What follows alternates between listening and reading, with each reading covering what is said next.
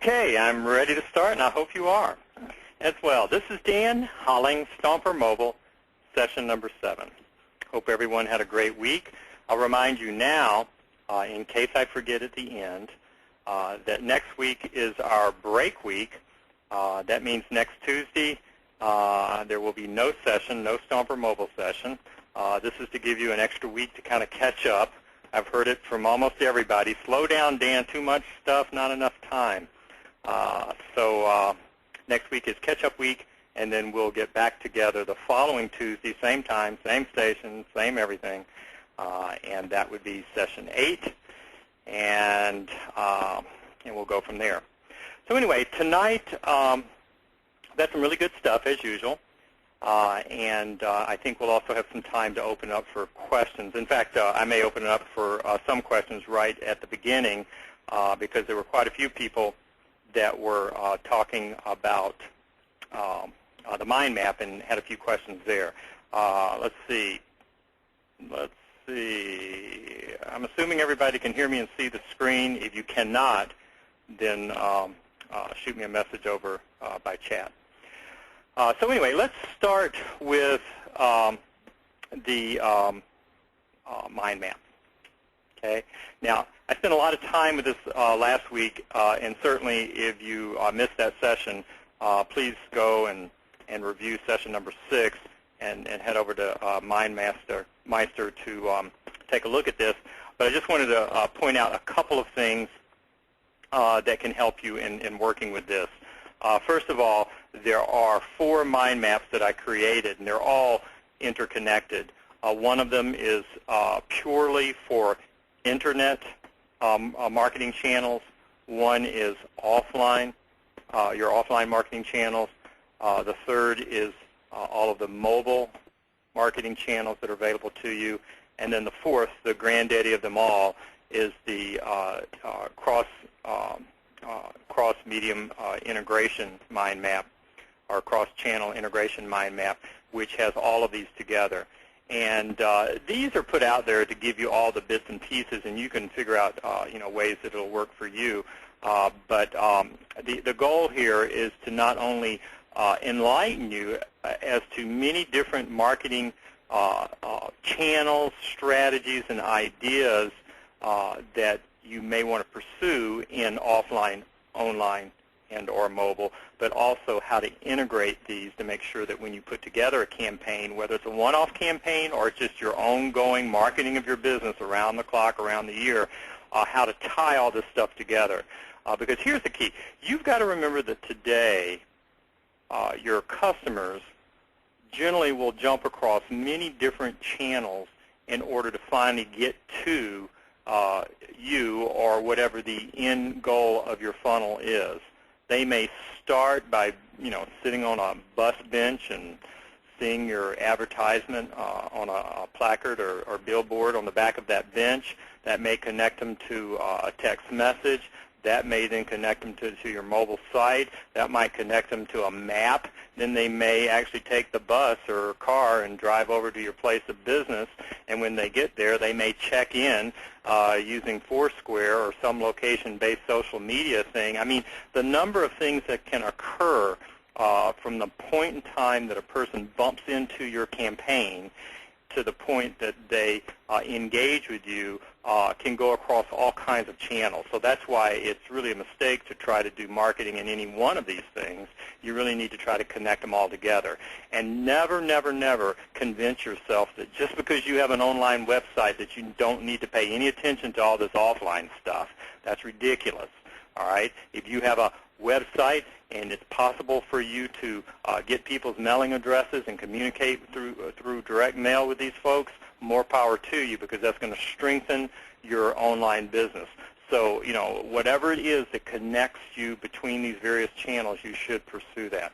So that's what this is all about. So even though I'm here and you've paid to have a mobile marketing training program presented to you, I can't present it in isolation. And I think I said it last week, but I'll say it again. If you want to have a successful mobile marketing campaign, the most successful way to do that is to integrate it with everything else that you're doing online and offline. Don't try to just do a standalone. Occasionally, there can be standalone campaigns that are one-offs, and certainly that's okay. But by and large, your successful campaigns are always integrated. So anyway, you can click. This presentation is already in Stomper Mobile Portal, as are the other files related to tonight's session. But you can click on the Blow Your Mind button in the presentation, and that will take you straight over to the mind map. So anyway, let's take a look at that real quick, and I'll show you just a couple of things. This mind map is at mindmeister.com, and you'll want to open an account there. And once you open the account, then you can actually copy this or export it by clicking the export button. And once you click the export button, you'd have to be inside your account. But once you click that export button, then you can export it over to your account. And then with it in your account, you have the ability to add, edit, delete, change this thing around any way you want. But here's what I accidentally did not show you last week, is that once you take a look at any particular channel, I'm looking at the mobile channel right now, you can click. There's a little, it's kind of hard to see, but there's a little minus plus sign right here where everything branches off. Okay. I just got notice that the slides are not moving forward. So what I would recommend you do is this. In fact, if you can get over to MindMeister and look at this, you may want to just kind of browse around a little bit. I've got to turn the software off and log back in so that the slides will progress. So give me a few minutes to do that, and my apologies again. Special thanks to GoToWebinar.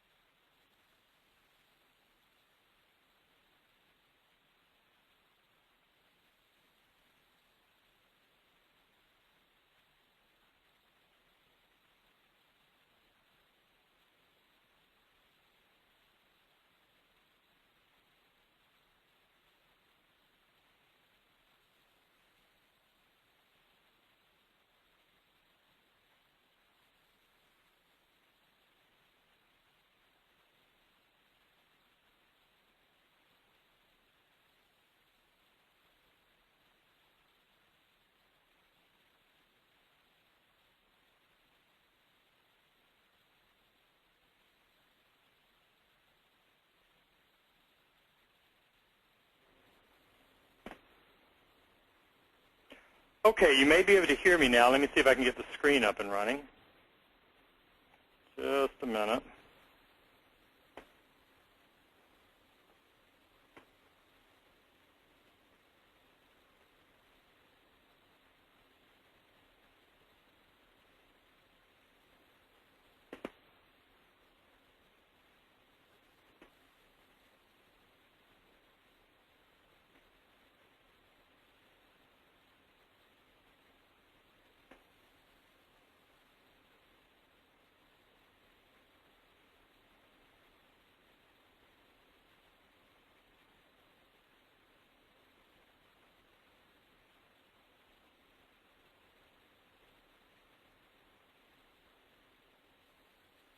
Okay. If you can see my screen and you can hear me, can you just type a quick message in the chat box? I want to make sure you can see the screen. You should be seeing the MindMeister mobile channel. Hello, hello.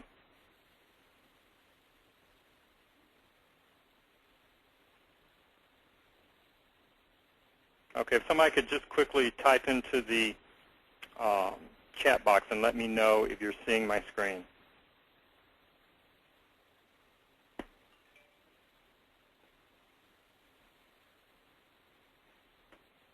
Okay, I think we're okay. No one is typing into the chat box, but I got a text message, which is this is good. Okay. All right, what I wanted to show you on the, okay, hold on one second. Okay. All right. By the way, you won't see my endorsement on the GoToWebinar website. No testimonials. Anyway, what you should be aware of is this little plus thing here actually allows you, you can click that, and it actually closes the branches. And you may think, wow, you know, that's kind of cool. Why would I want to do that? Well, you know what's really neat is if you close them all, actually there's a quicker way to do it if you're in your account. I'm actually doing this from the from not being logged in. But if you close all these, quite a lot of them, boy, a lot of information here.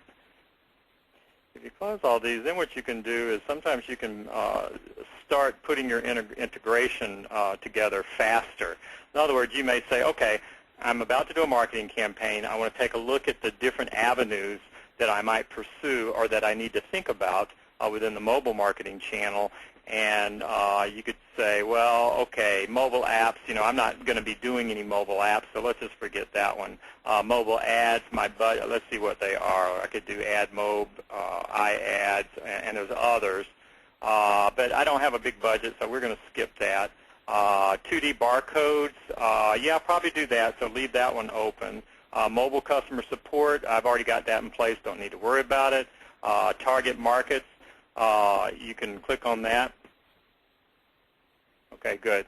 And you might quickly take a look at those and say, oh, yeah, I'm going to be pursuing travelers, you know, in this campaign. So I'm good with that. In other words, what you can do is you can just kind of go down like a list and say, am I doing this? Am I doing this? Can I do this? Should I do this?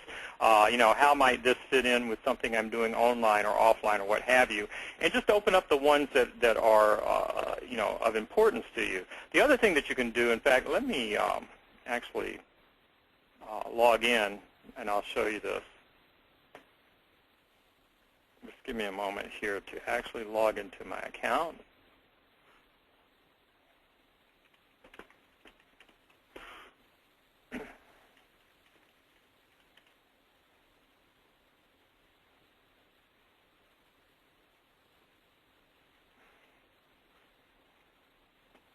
I did write to MindMeister, and I told them that they had a great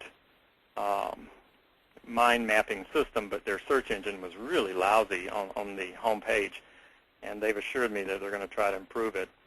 I can't believe with the hundreds of thousands of mind maps that they have within their system that they haven't figured out that their search engine doesn't work.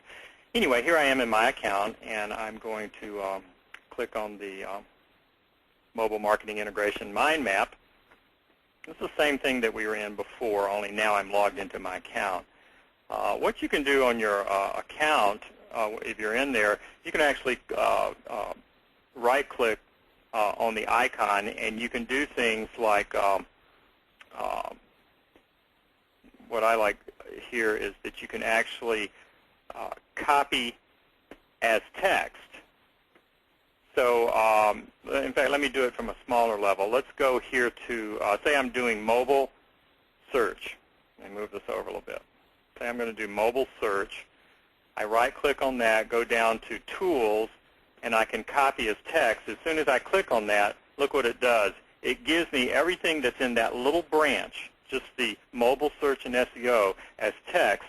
I can take that, just copy it, and then put it into Notepad or an email window or something so that I can begin to put together a list of things that I need to work on. In other words, you can copy little bits and pieces of this mind map as text by doing that. And again, what you do is you just pick out whichever section you're interested in. Like, let's say I'm interested in, let's say mobile incentives.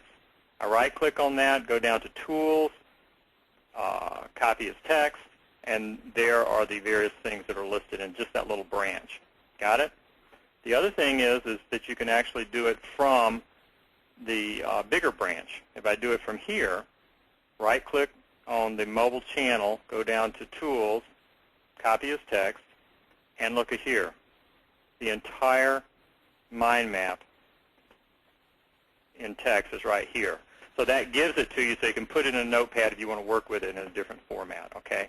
And again, you can take these channels and you know, turn the branches on or off real easy. You can even turn the whole mobile channel off. There's a little plus sign right there.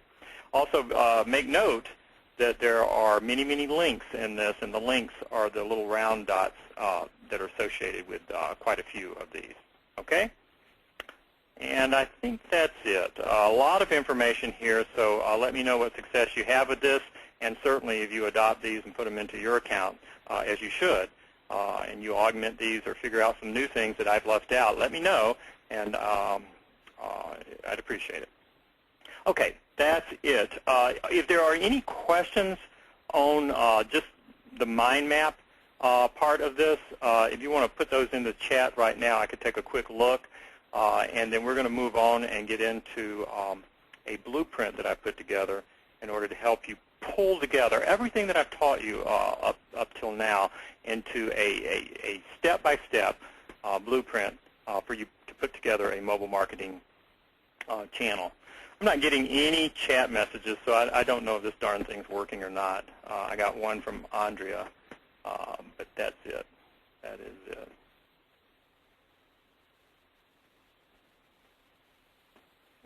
Okay.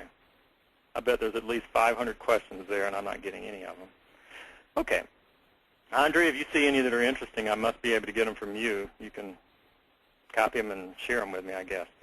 Okay, let me go on, and let's take a look at what I call the 14 cornerstones, a blueprint for mobile marketing success. This is it, folks. You've waited all the way until session 7. And I couldn't have given this to you any earlier because it's pretty simple, but it would have made no sense without all of the vast information that I've already shared with you up to this point. But this is going to give you the 14 things that you can just step through in order to make sure that your campaign is totally put together. You do these 14 things, and you'll knock it out of the park. If it's possible to hit a home run, these are the 14 steps that you'll go through in order to have your campaign be successful. Okay. Step number 1, and we'll chat a little bit about each of these, even though quite a few of them will be already pretty well known for you because we've covered them in other sessions. But I've put it together in a 14-step blueprint. The first one is this. Now, we're talking about putting together a mobile marketing campaign.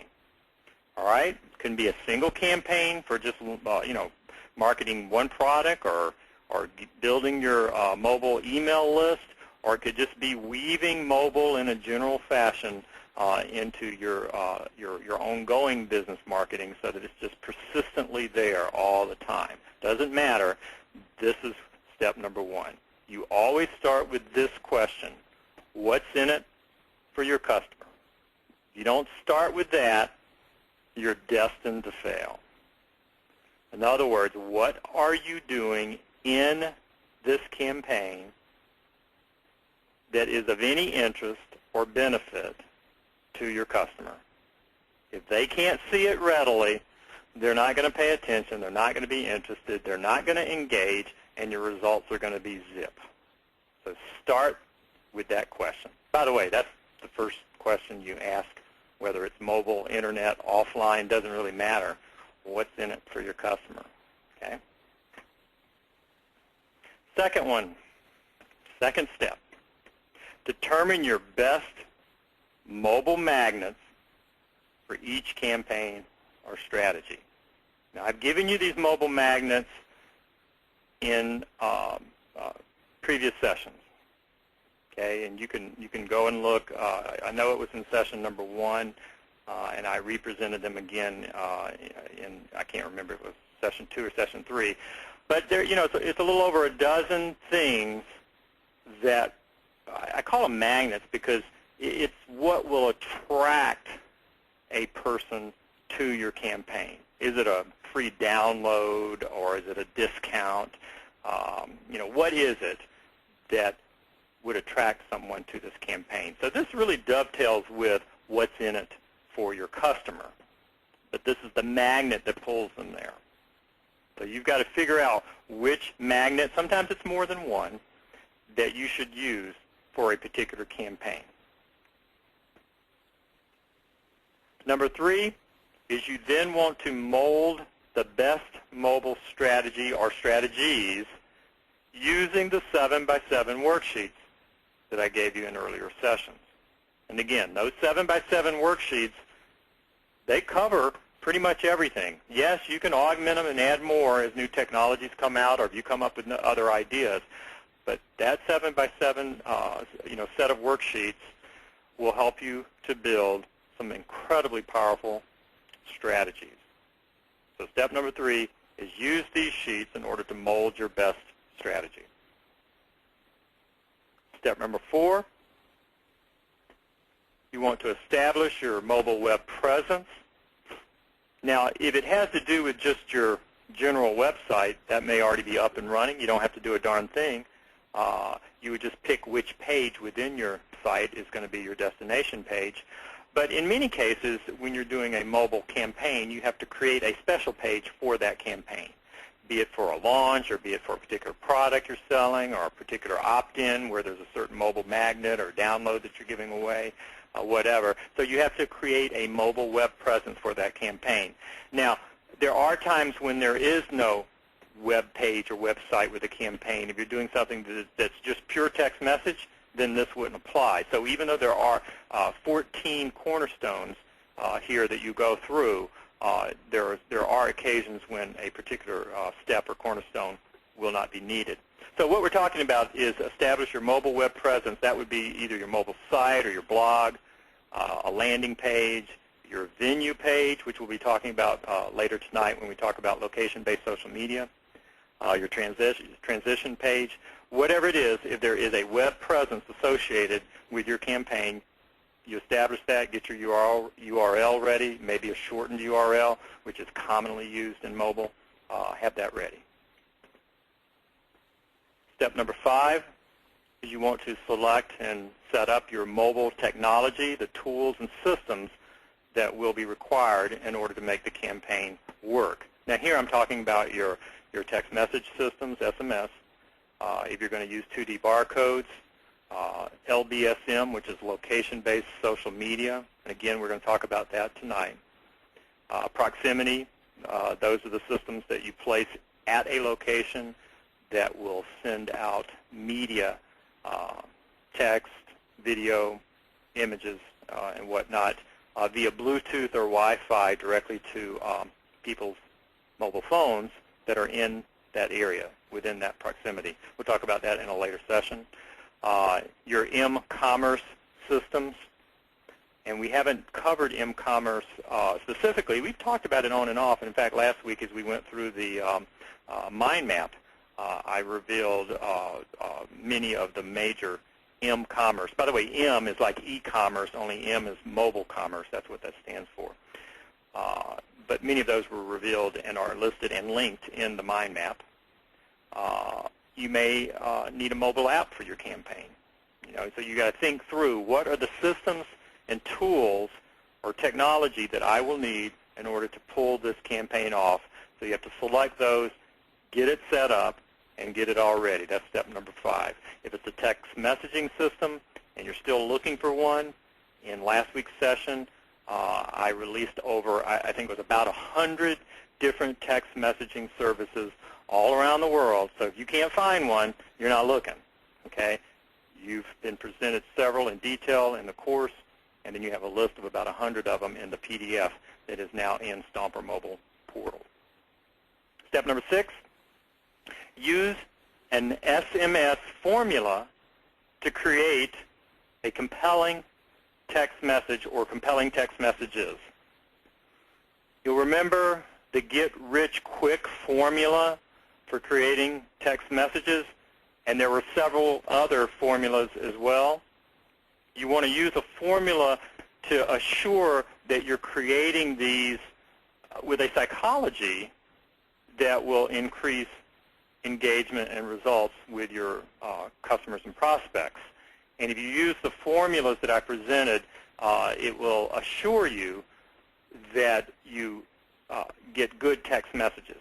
And again, text messages, sometimes a campaign will only have one or two. Sometimes it'll have a whole series of these. So you need to think through, what it is exactly that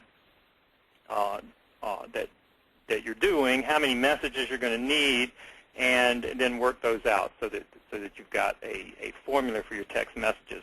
And if you think about it, text messages, 160 characters or less, and it's this tiny little thing, but it is extremely important. So put a lot of energy into that. It doesn't take too much time, especially if you use the formula, and you can increase your success tremendously rather than just winging a message every time you do it. Okay. There are times when winging messages is certainly okay, but if you're orchestrating a campaign, it's just worth it for you to think it through. And if you've got enough people on your list, then you should segment your list and actually test text messages with a sampling before you blast out to your entire group. Now, for many of you, your list may not be big enough for a while for this to make sense, but certainly as your list gets bigger and bigger, testing your list before sending out to the whole list is the same as it would be with email. Okay? If you want to have a semi-test environment to do this on the cheap, it's not totally a one-on-one matchup, but you can do it on Twitter. You could try like 4 or 5 different text messages on Twitter, have each one have a link on it, and see which one gets the most clicks, and that'll give you a feel. Okay, and it's not an exact science, but it's as close as you can get for testing on the cheap if you don't have a big enough list and you want to try a few things. Number 7, you want to focus attention on your mobile call to action. You can remember I spent almost an entire session on call to action. In other words, the one word or short phrase that moves your prospect, across the door, so to speak, or the doorstep, and gets them into your funnel, or gets them into your shopping cart, gets them into your store, or gets them clicking to head over to your website. That call to action is critically important, and I've given you everything I have on the topic. Okay? Actual words and phrases that you can use, and many of them are mobile specific. The document is the call to action guidelines, which was in an earlier session.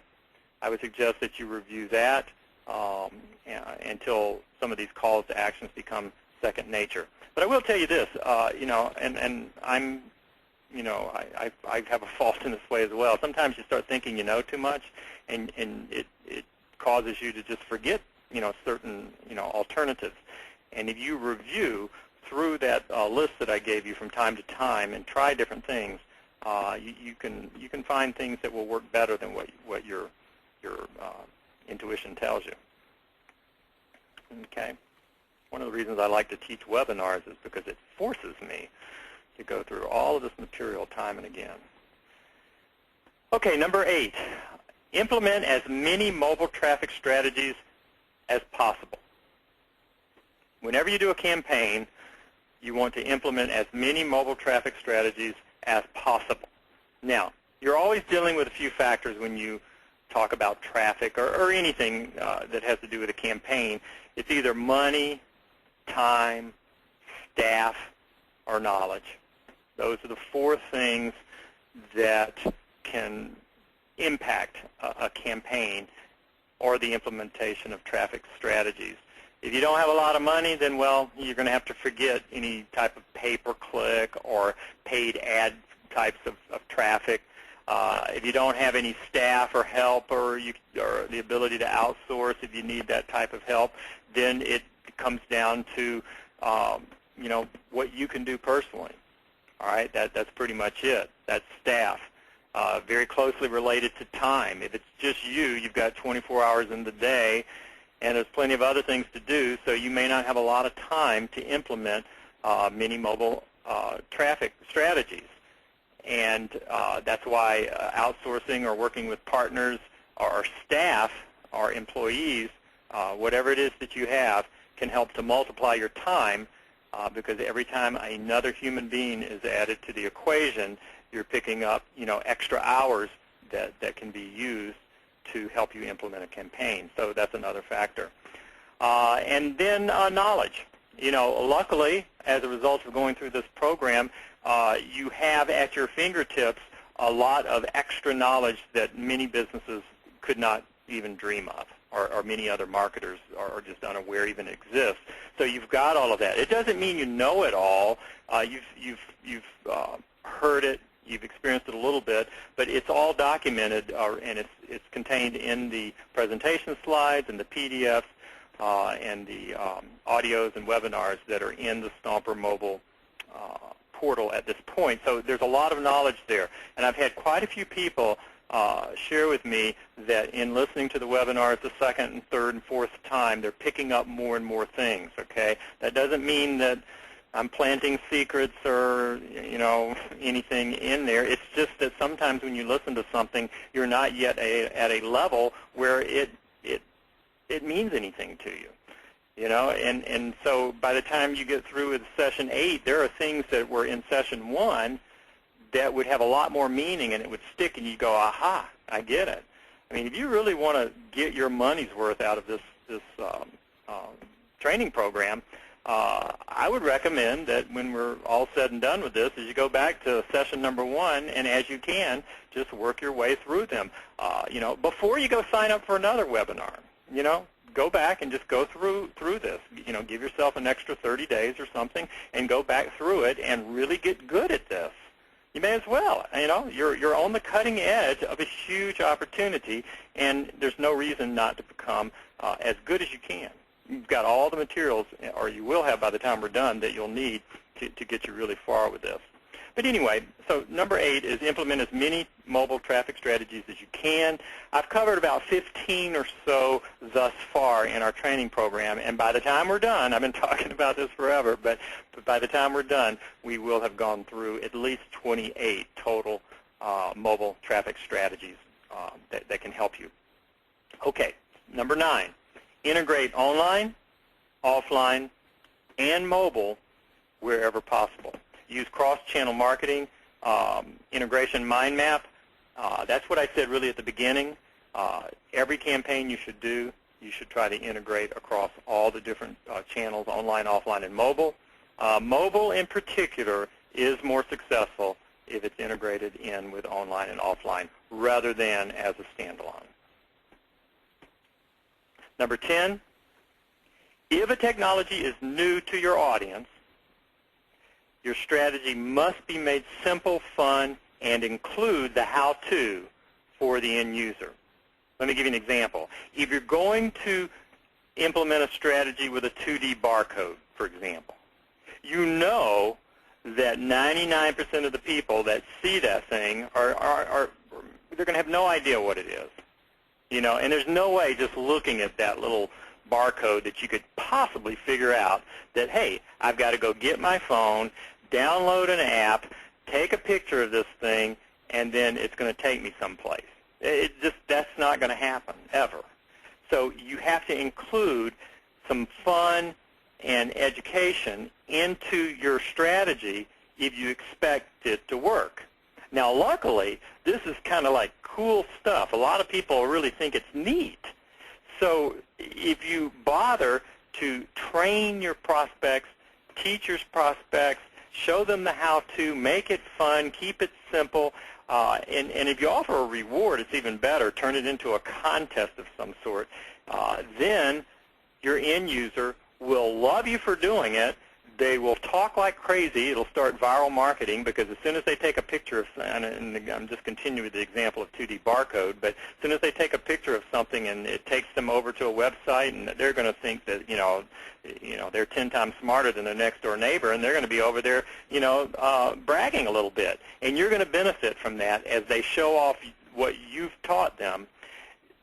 They're going to be basically sharing your business or your product or service with their neighbor or whoever they're talking about.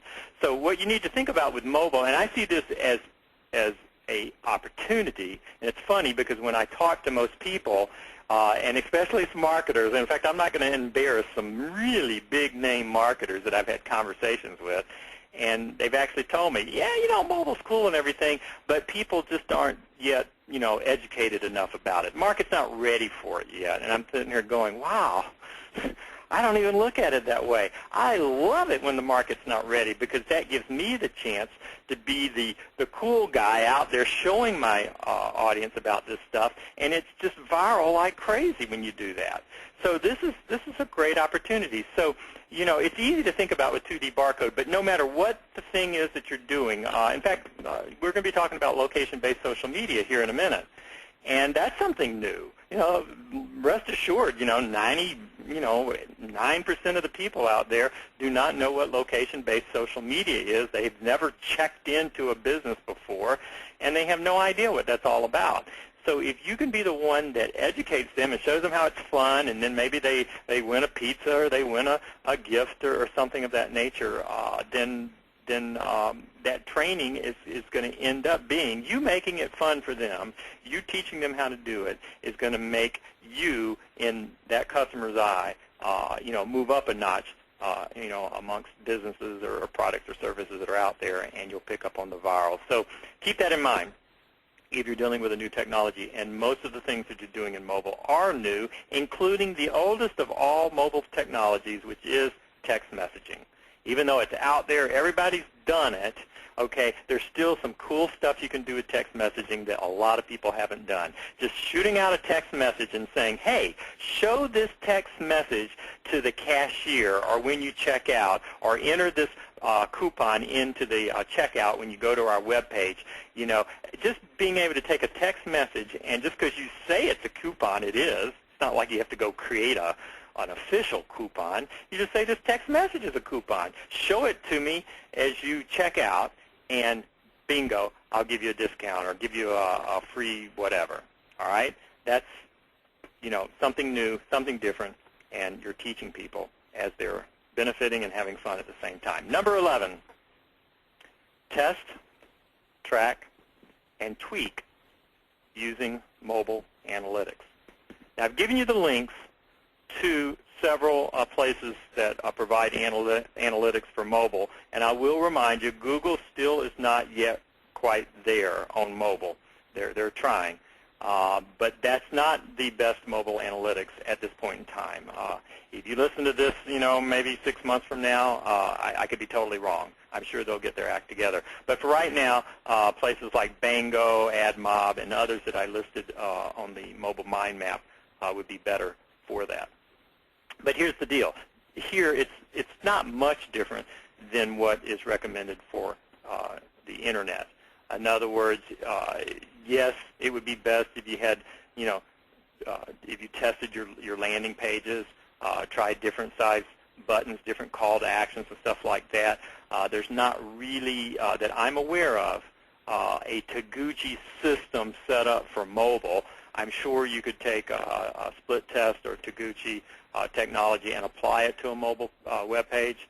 But there's not one that's built for that. Big opportunity, if anybody wants to take that on, be a big opportunity to come up with one. Almost every single thing that you could do in mobile is just a big opportunity. No one's really, tackled it really great. And if they have tackled it, you still are able to tackle it for different niche markets, and they just haven't done that. You need to really track what you're doing. So that, I think for now, even more so than the split testing part, tracking what's going on is really important. You can very quickly tell if something's working or not working and improve it and change based on what you're seeing. So that's the tweak part. But it's just all there in the analytics. Now, I'm not one to bury my head in spreadsheets and just try to make everything work right down to the last spreadsheet column.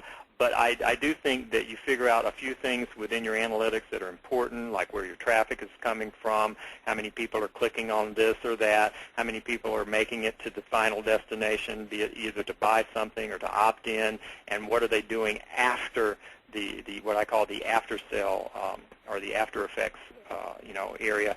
What happens after that. There's certain things that are kind of important. You want to make sure that you're paying attention to those.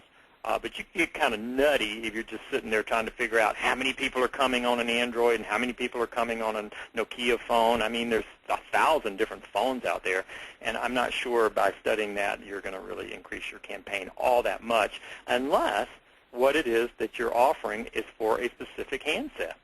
If you've got some kind of ringtone that only works on a particular Nokia, then obviously you need to watch that. But in most campaigns, you won't need it. Okay? This is real important. It's boring as heck, but there's a lot to be said for having good analytics and observing. Okay, number 12, always provide convenient, responsive customer support. Okay? I know there's quite a few out there saying, boy, I wish StomperNet would do that. I do too. But they're trying, and I think most people that have had a problem, we have endeavored to resolve it. But anyway, that aside, you guys need to do it. You need to provide good, convenient customer support and be responsive, and especially with mobile. So have a ticket system. The mind map has an area for customer support, and there are several ticket systems that I've recommended and different ways that you can go. So make sure that's a part of your system, and provide customer support links at every customer touch point. Every touch point that you can, you should have customer support. Links and phone numbers and email addresses should be on as many web pages, text messages, offline, online, mobile, everywhere. Okay, number 13, magnify your results and customer satisfaction by putting logical after effects in place. And again, let me define after effects. It's what I call it. I can't think of anything else. But after a person has done what you've wanted them to do, you know how you have a funnel where you try to get your people in from various traffic sources, and you try to get them coming down, through your path, whatever it may be, and ultimately you want them to either opt in, or you want them to subscribe or download or buy something or whatever. There's some type of a path and a goal that you've set up for them. As soon as they do that thing, then something happens after that. Okay? What's the next step? Is it some type of product that you've got to deliver? Do you want to try to do an upsell before you finish, going through the shopping cart? Do you want to ask them for a review, or want to see if you can get some viral marketing going on, or referrals or something like that? You want to get them to tweet? Whatever it is, there are things that people will do right after they've bought, or right after they subscribed with you, that they do it with a smile. But you've got to ask. And I think this is one of the greatest overlooked opportunities in all marketing.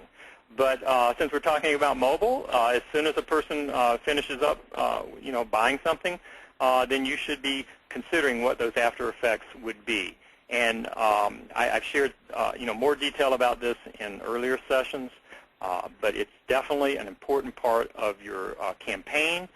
And in fact, so much so that I'm not giving these to you, by the way, like in the order that you should think about them.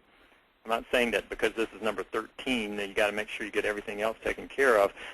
Sometimes the after effect is really where the action is, meaning that may be where the money is. If you go over and take a look at my Twitter Tweenius.com page, and that's TWENIUS, twittertweenius.com. If you go over and look at that, you'll notice that I'm selling a pretty significant training program for $2.97. I really don't care that much about the $2.97. It was the after effect that I was really thinking about when I started the campaign. It's what happens after they make the commitment for the $2.97 that is where the action starts. I really have higher level programs and other things that I can offer, but I knew that at least in the Twitterverse, you've got the problem of everybody thinking everything should be free there. I've never seen an area of marketing where there's so much free stuff that it's really hard to sell anything. And so I figure, I want to deal with people that at least are willing to, put $2 or $3 on the table, and those people are probably people that are more serious about actually learning a Twitter strategy and doing some work, as some Twitter strategies require a little effort. And so it's the $2.97 doesn't mean that much, but after that, everything else really does. And it's also, my after effect are upsells, and also I ask them to tweet a testimonial for me. That's part of the after effects, and that's why I have, so many testimonials. I'm going to actually go over and show you that page in just one second, but since we're toward the end, let me go ahead and give you number 14, and then we'll carry forward. This is the last step, and really you should keep this in mind at all times. Keep reminding yourself that for the mobile customer, simplicity sells and complexity fails. Anything you can do to reduce the number of clicks, to reduce the number of steps, to increase the font size so that people can see it on their little phones, to make a page have 10 words instead of 20 words. Anything that you can do to simplify your entire funnel, your entire sales process, will increase the likelihood you will succeed. So remember this: simplicity sells and complexity fails.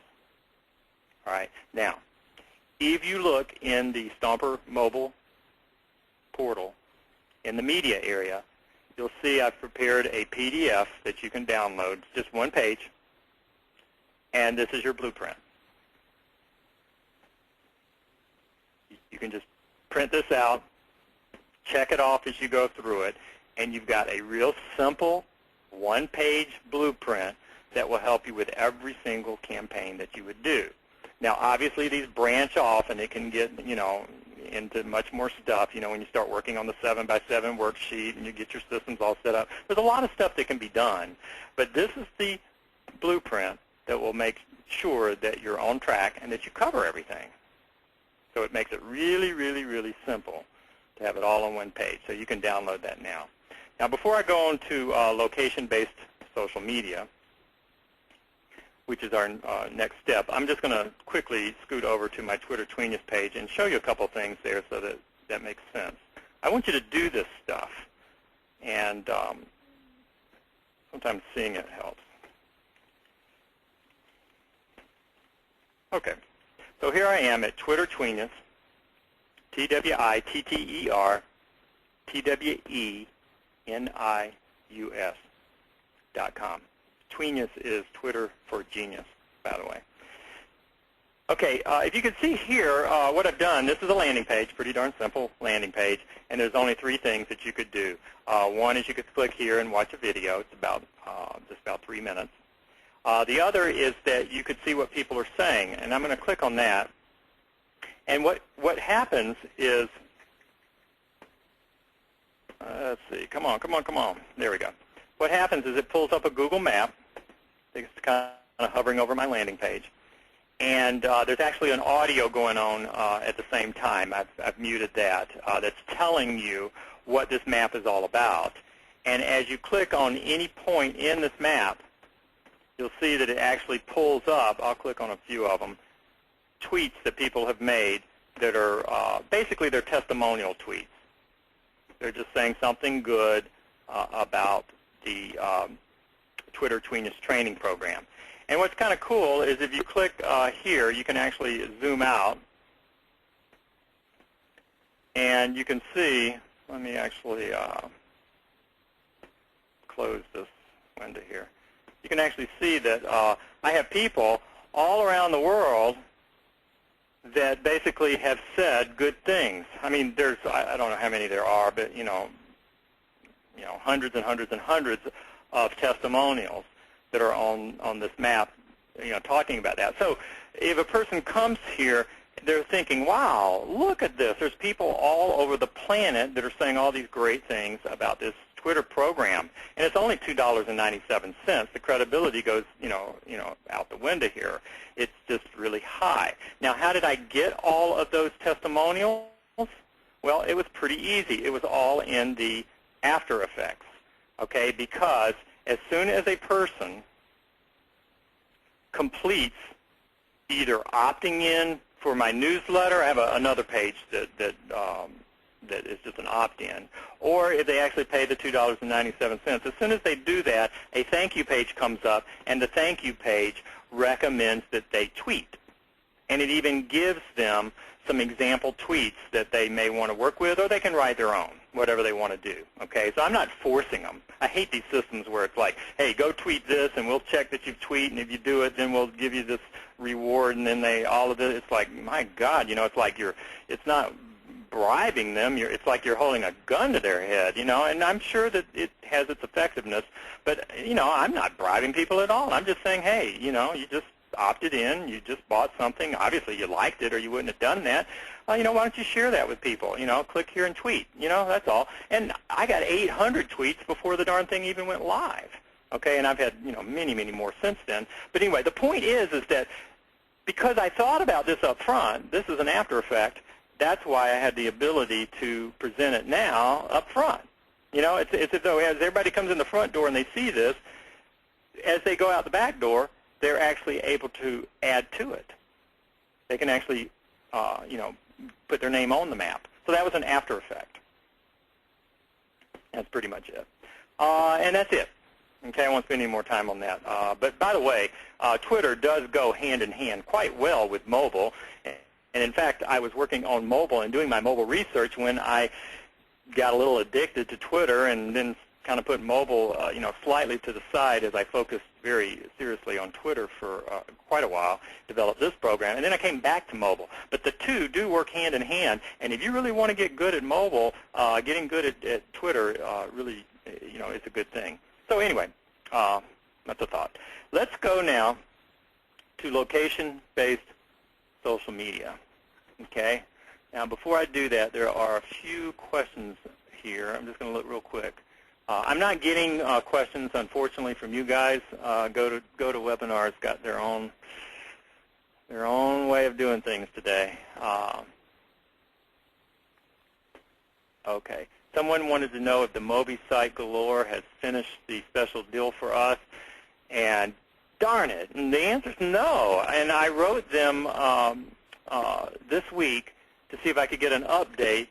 And I know that it's technically challenging because they're spinning this off just for us, and it's quite different from what they're offering the public. But I thought for sure I'd have it by now, and I do not. So I'll pound on them a little bit and see if I can get it, by next week. Okay. What is the name of the map that I need to clone? Okay. Within MindMeister, the mind mapping system, there are 4 maps. One is for mobile, one is for online, one is for offline, and one has all of them in a single map. So you can clone whichever ones you want, but I think that obviously the one that has everything in it is the one that will allow you to integrate. But if you're just working on just, a mobile-only campaign and you're not trying to integrate anything, then you could just work for just the mobile one. So you may as well clone them all. And once it doesn't take but a second and doesn't cost anything to do, clone them all and just spend a few minutes kind of breezing through it until you kind of see what it is, and then they're there and you can use them however you like. So, okay, let's see here. Who creates these fantastic sites for you? Wow. I assume that you're talking about Twitter Tweenius. It's the only one that I've shown you. Guess what? I'm a programmer. God knows. I don't know how that happened. But I built this site myself, 100%. And I also do graphic design. So I do all of the design as well. And so I wish I could recommend somebody. But, you know, I do work with programmers, and I do work with designers, and I do have some that do some of the heavy lifting on certain things. But maybe I'm a bit of a perfectionist, but I just like to fiddle around with these pages and have kind of fun doing it. So, you know, I built it. You know, I'm not a real, you know, I don't consider myself a real computer programmer or even a real designer. I just have hacked around at it for years. I've never taken any courses or anything. Just hacked around at it. You know, I've got Photoshop, played around with that a little bit. And same thing with videos. I mean, I make all my own videos as well. And again, you know, I just, you know, got iMovie and Keynote. I'm a Mac guy, so I use a bunch of Mac stuff. And, you know, just, you know, I read the instructions and just started playing around with it. And if you don't expect a lot, you know, early on, you just kind of putz along with it. You'll be surprised. You know, a year will pass, and pretty soon, you know, people are wondering, you know, how you got so good. So, you know, that's what I do. I think it's good to play around with all of this stuff. For example, HTML. I mean, it's not really that hard. It's pretty darn easy. And, you know, so it would pay you to just stick your toe in the water and know a little bit of it, because it just comes in handy all the time to just know a little bit about it. And, you know, so what can I say? But I built this one, and I actually, you know, enjoy it. So thank you for the compliment on that. Okay. You should share your list of development tools. Okay, I will. My list of development tools is BBEdit is what I do my programming in. BBEdit is, all it is like Notepad. It's just, you know, I'll open it up and show it to you. Here's BBEdit. All right, so what is it? Oh, wait, don't stop. What is it? It's a place where you just type text. That's all it is. And you want to make something bold, you come over and see here it says font style, make bold, and it puts the little tags in the front of the beginning of it. But, you know, I actually know how to code, so mostly what I do is I just type away at this stuff, you know, and, you know, making something bold's got a B in the front and a B at the end. What's the big deal, you know? And if you want italics, you got an I at the front and an I at the end, you know, and so that's it. So I use BBEdit for that. And again, I'm only a Mac guy, so I can't make recommendations for PC. So that's what I use for that. What I use for images is Photoshop. That's pretty much it. What I use for movies is iMovie. Keynote. Keynote makes slides. In fact, all the slides that I've used throughout Stomper Mobile for all the presentations, that's in Keynote, which is kind of like PowerPoint, except it really does some cool stuff. And you can actually turn a Keynote presentation into a movie, so I use that. GarageBand for music. Now, I do have a degree in music, but I learned music back before there was even a computer, believe it or not. And so even though I know a lot about music, I had to learn all of this virtual music stuff on my own. But I use GarageBand. I also use more advanced ProLogic for some symphonic stuff. But for most things, that when I'm just doing movies and stuff, you know, GarageBand is great, and I can get in there and fiddle around with that. But it's really easy, really easy. I also use, what's the other one I use a lot? Oh, I do use Camtasia for Mac. I don't use it a lot, but sometimes if I have to show, you know, step by step how something works, then I use that. And then another program that I really like that I'll share with you is called ScreenSteps, and it's at screensteps.com. And let me make sure that's where that is. If you have to do little tutorials, this is a really nice little tool made by Blue Mango Learning. Here it is. And I don't know if it's free, but it's probably cheap. They may have a free version. But anyway, it allows you to put together tutorials which are like one screenshot after another screenshot after another screenshot. And you can include videos as well. And in the end, you end up with this really, really nice little presentation. And what I use it for is sometimes when I outsource, I'll put together the step-by-step of what needs to be done, and then I'll pass the screen step document over to whoever I'm outsourcing to, so that they know exactly, how to get it done. So you can use, that. That's it. I'm probably missing something. I have a really good screen grab tool that I use all the time called Snap Pro X or 10, and that's just to take good screenshots, because you just need screenshots all the time. Anyway, hopefully that helps. Okay, now let's get on back to mobile. Mobile. All right, we're going to talk about location-based social media. Now, this is probably one of the fastest moving, sexiest, newest thing on the block. This is the sweetheart of social media for 2010, no question about it. It is so significant in where it's headed that everybody's getting into it. Twitter, Facebook, Google Buzz. I mean, it's like every time you turn on your phone or even your computer now, it's asking you, can we reveal your location?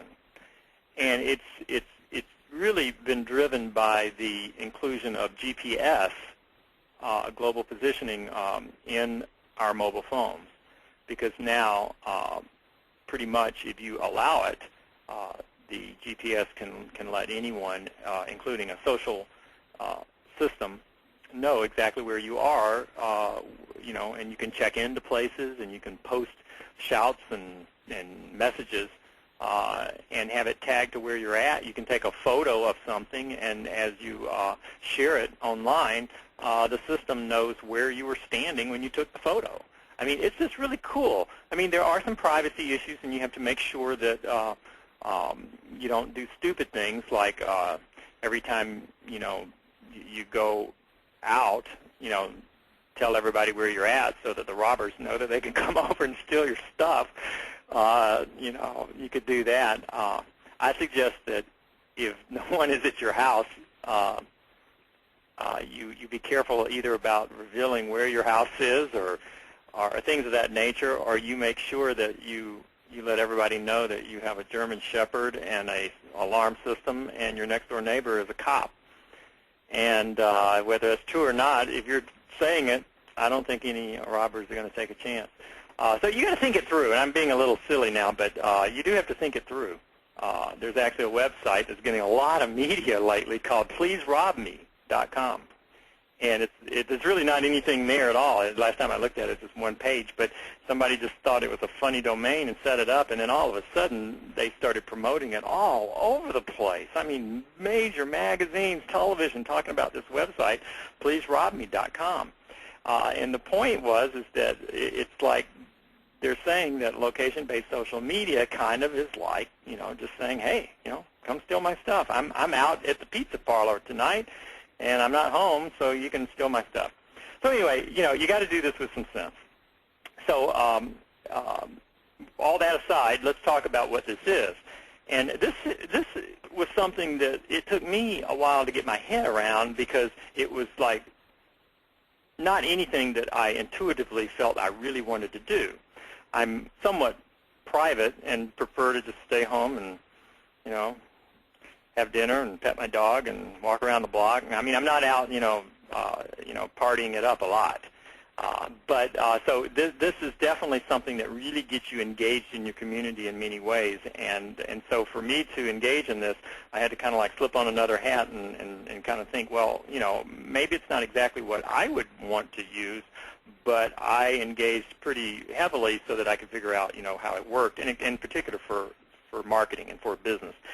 But as I got doing it, it is kind of addictive. It's kind of fun, and I believe that for business, location-based social media can't be beat. I mean, forget Facebook and Twitter. I mean, they're like, online, really not very well connected to a physical business. They're going there, but it's just not. It's harder to put together a strategy a Facebook strategy or a Twitter strategy that would really physically drive somebody to your business. So location-based is exactly the opposite. Somebody's got to be standing near or in your place of business, in order to check in or to know that you're running a special. And this thing can drive traffic, and I believe that this is, without question, going to be the thing. So if you're doing consulting, you go in and start talking to a business owner about this, their eyes are going to open really wide, and they're going to go, "You got to be kidding me! I never even knew this existed." And it's just amazing. And I'll be showing you in just a moment. Starbucks just did a partnership with Foursquare nationwide, and it's just showing you where all of this is going. And I also discovered, it seems like every time I have one of these sessions, something really new is released, like either the day or the day before I'm going to do a session, and so I have to do this crash course and trying to figure out what it is so that I can tell you about it. And indeed, we have something really neat I discovered just yesterday that's location-based social media, and it's big. In fact, it's already bigger than Foursquare. But let me talk about Foursquare because I've spent more time with Foursquare. I think Foursquare is the most significant of a few players in the marketplace, and I can see ways that Foursquare can help you whether you have an online business or an offline business. It doesn't really matter. There are ways that you can make Foursquare very beneficial for you. So we'll talk about that. Now here's the deal. Here's what it is in a nutshell.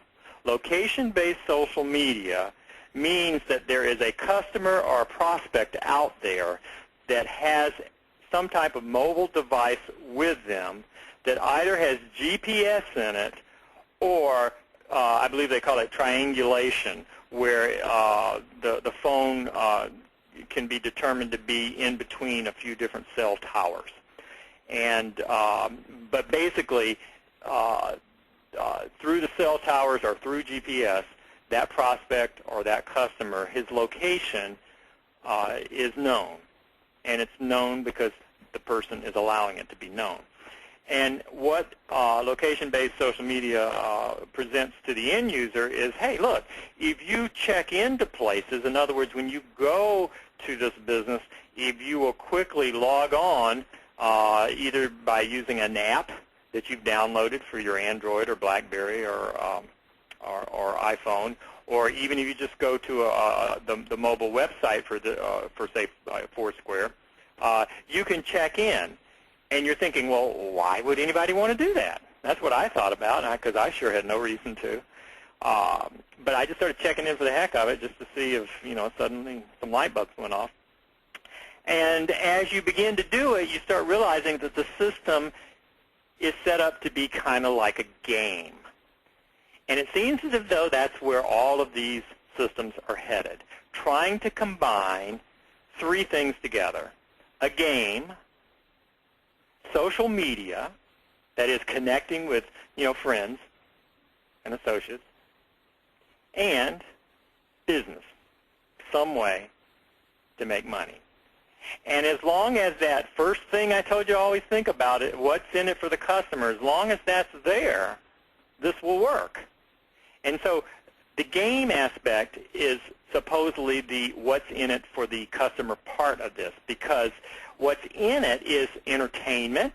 It's kind of fun. It does connect you with friends if you want to, use it, not so much friends like Twitter or Facebook. I'm talking about friends that are actually in your local area where maybe, they're out and about and you want to get with them and, have dinner together or what have you, that kind of thing. So that's in there. And then certain rewards, because if a business rewards you for coming to their business and checking in, then that's just one more reason that you would want to, start checking into places. And if you check into certain places a certain number of times, in fact, let's say you're the leader, you've checked into a particular business more than anyone else, then with Foursquare, they make you the mayor. They call you the mayor of this place. And then if the business has any sense, they're going to start giving rewards or gifts or prizes or, some type of recognition to the people who are mayors. And that's really what it's all about. So if you're a consultant, you want to be saying, hey, There are people out there doing thousands of them.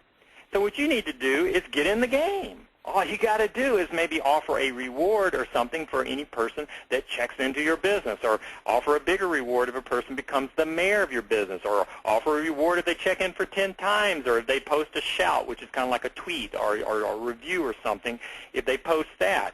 If the business adds to the incentives of the system, in other words, Foursquare, or whatever the location-based social media system is, they're providing incentives themselves, then all of a sudden this becomes something that people think is cool. They like it. It's fun. They get some free stuff, some discount stuff. They connect with people. It's a game. It's fun. They win. They get recognition. It's just really neat. That's why it's taking off. Okay? It's a lot more fun than Twitter. It's a lot more fun than Facebook.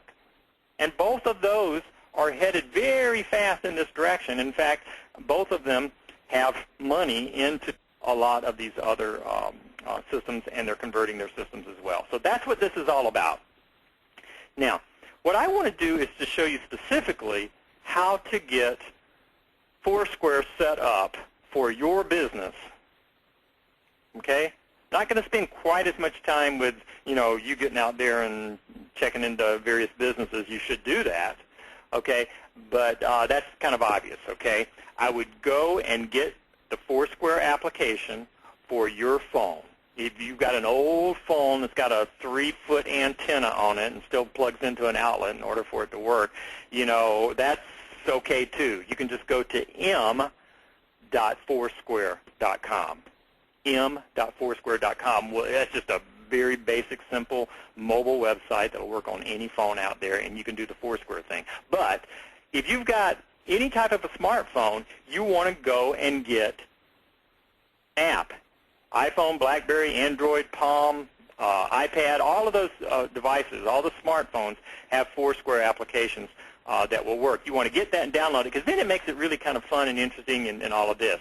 You earn badges. Many of the location-based systems allow you to earn badges. You almost feel like you're in the Cub Scouts again, okay? And you get badges for this, that, and everything else. I don't know what half the badges are that I've got, but you do get them. And I would recommend that what you do is just say, look, I'm not going to try to figure this out. I'm going to download it, and I'm just going to do it for a month or two and try to get the end-user customer experience so that I can then change hats and think about it from the business perspective and think, how could I, now that I've done this from the customer side, how can I do this for my business? All right, that's what you're going to do. I'm going to give you some tips to get you further down the road faster than what I had to do. But that's pretty much what you want to do, so that you're playing this thing from both. Okay. Now, hold on one second here. Okay, so you'll go to Foursquare.com and you will download the application on your mobile and get signed up, get you an account, and what have you. Okay, now they will allow you to set up pages for your business. The pages are called venue pages, and you can actually set up more than one. You could actually set up a venue page for, you could even set it up for each of your products or each service area that you're dealing in, or however. You play around with this, okay? Believe me, they don't even know what all they're wanting this thing to do. They're kind of watching to see what people do with the system in order to figure out where the interest is. So just get in there and explore and try things. Don't get spammy. Don't overdo anything. Be smart. But if there's a legitimate reason for you to have a venue page for each of a page, or maybe each book you've written, or each service area that you cover, or each business, whatever, do it. But do it with some class, so that it doesn't seem like you're trying to, just create some type of a traffic driving system. All right. If you want to see my page, it's at Foursquare.com/venue/315655. And when you get there, you'll see it says Dan Hollings, Marketing, Twitter, Foursquare, and Social Media Strategist. Has my address there, which happens to be a post office box, not my home address. It has my Twitter username, and it's got a map of where I'm at, and it allows me to have tags and all of that. Pretty basic page, and there's also a link that will go over to my website and and stuff of that nature. So when I set this up using the form that they give you, I thought about, well, how can I do two things? There's two things I want to accomplish. I want to try to squeeze as many keywords into this page as I can. And remember, it's a form I'm working with.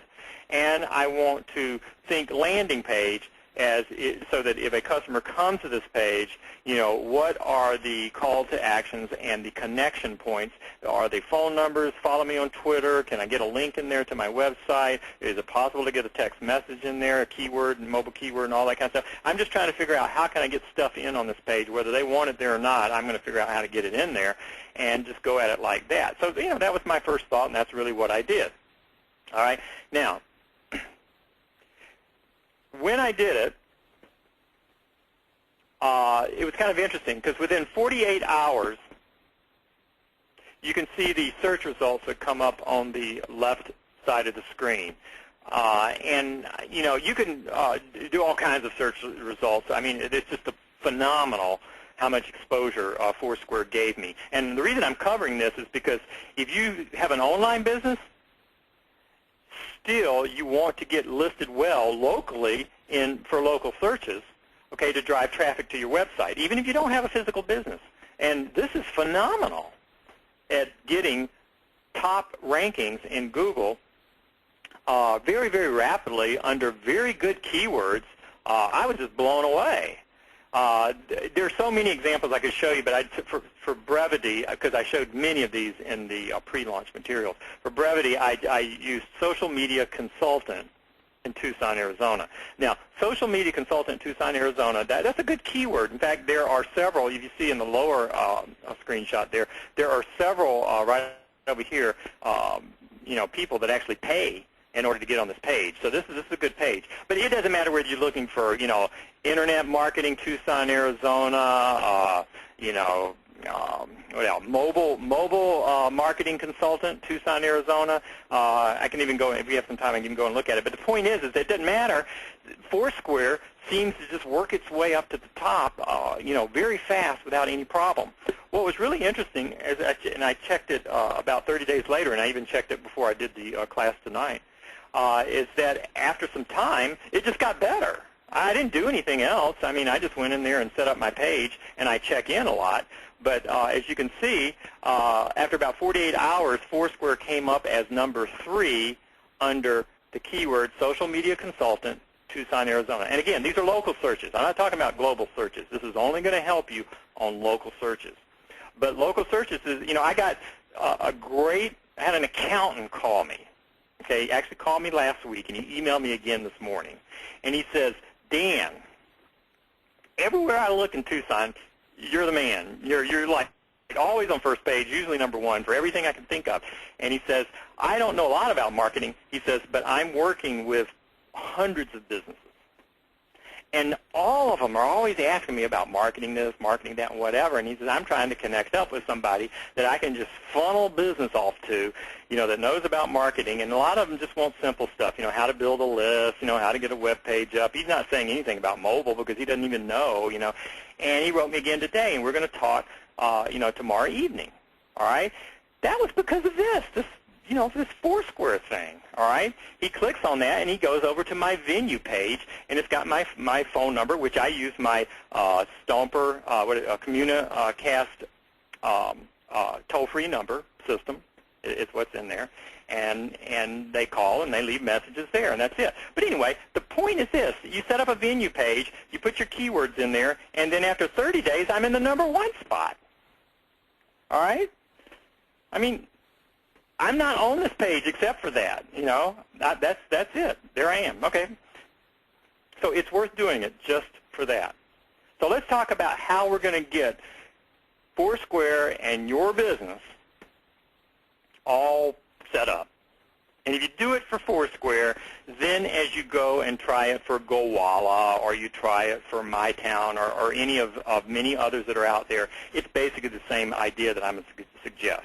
A lot of this is exploration and trying things to see what works. But I've had more success with Foursquare than anything else. All right. By the way, these little things right here, if you go to Foursquare.com/businesses, and we'll actually go there, it actually tells you ways to get things set up. Let's go there. Okay, so here we are at foursquare.com/businesses. This page, I suggest that you read it from top to bottom, and it will tell you exactly what you should do to get your business integrated with Foursquare so that you can drive some traffic. Now, they actually feature or talk about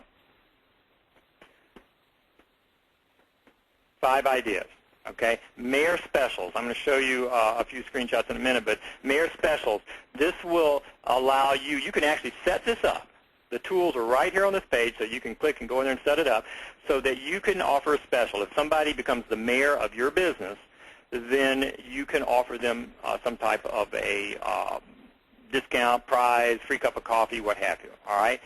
And what's neat is that if somebody is just near your business, maybe they're at the business, 2 blocks down, then your Mayor Special will still pop up on their phone when they go to check in at other places, and it'll say, hey, we're right down the street, and you can get, this if you head on down, all right? So you see the power of this? This is able to grab people that are in a vicinity. In some ways, it reminds me of proximity marketing, but not with Bluetooth. This is going across out through mobile phones and GPS. The second thing that you can do is you can set up check-in specials so that you could say, like Foursquare says you've been here 10 times. All you have to do is show somebody that you've checked in 10 times, and that means you get a free drink. Okay? Iced tea with lemon. Next, frequency-based specials. You could do that. Foursquare users get 20% off any entree every 5th check-in. Again, it's kind of a variation of the old punch card thing, but no punch card anymore. And guess what? When people check in, it's more than a private affair. That's why this is so powerful. If a customer comes into your business and they check in, they also tell everyone else in the Foursquare system that they've just checked into your business. It's almost like an endorsement. Hey, folks, I'm over here at Ace Hardware getting some plumbing tools, They're telling the world. And some people allow it to tweet and post to Facebook as well, because the systems are integrated with Facebook and Twitter and the local, or I shouldn't say local, the entire Foursquare network as well. The next one is wildcard specials. Show us your Foursquare Swarm badge and get a free drink. Now, there's some criteria for getting the Swarm badge, of which I have no idea. But they must have, I don't know, 50 or 100 badges that you can win at Foursquare. And you can decide if you're a business that maybe there's a particular badge that requires a person has done something, and then if they show that badge, they get something. All right? Show this to business owners. Do this for your own business, and you can begin to tap into this. But again, remember, you may be the first business in your area. You likely will be to do this. So that means you've got to do what I said before in the mobile marketing blueprint. You've got to make sure that you include the how-to and the education and make this fun in order for people to like it. All right? You figure out how to do that. Now, they're offering decals or little things you can put up, on the front door of your business, like check-in here on Foursquare or Foursquare Special here. You can download those right from this page and actually put them up in a business. That kind of gets people going on it. These things will probably become as popular as free Wi-Fi.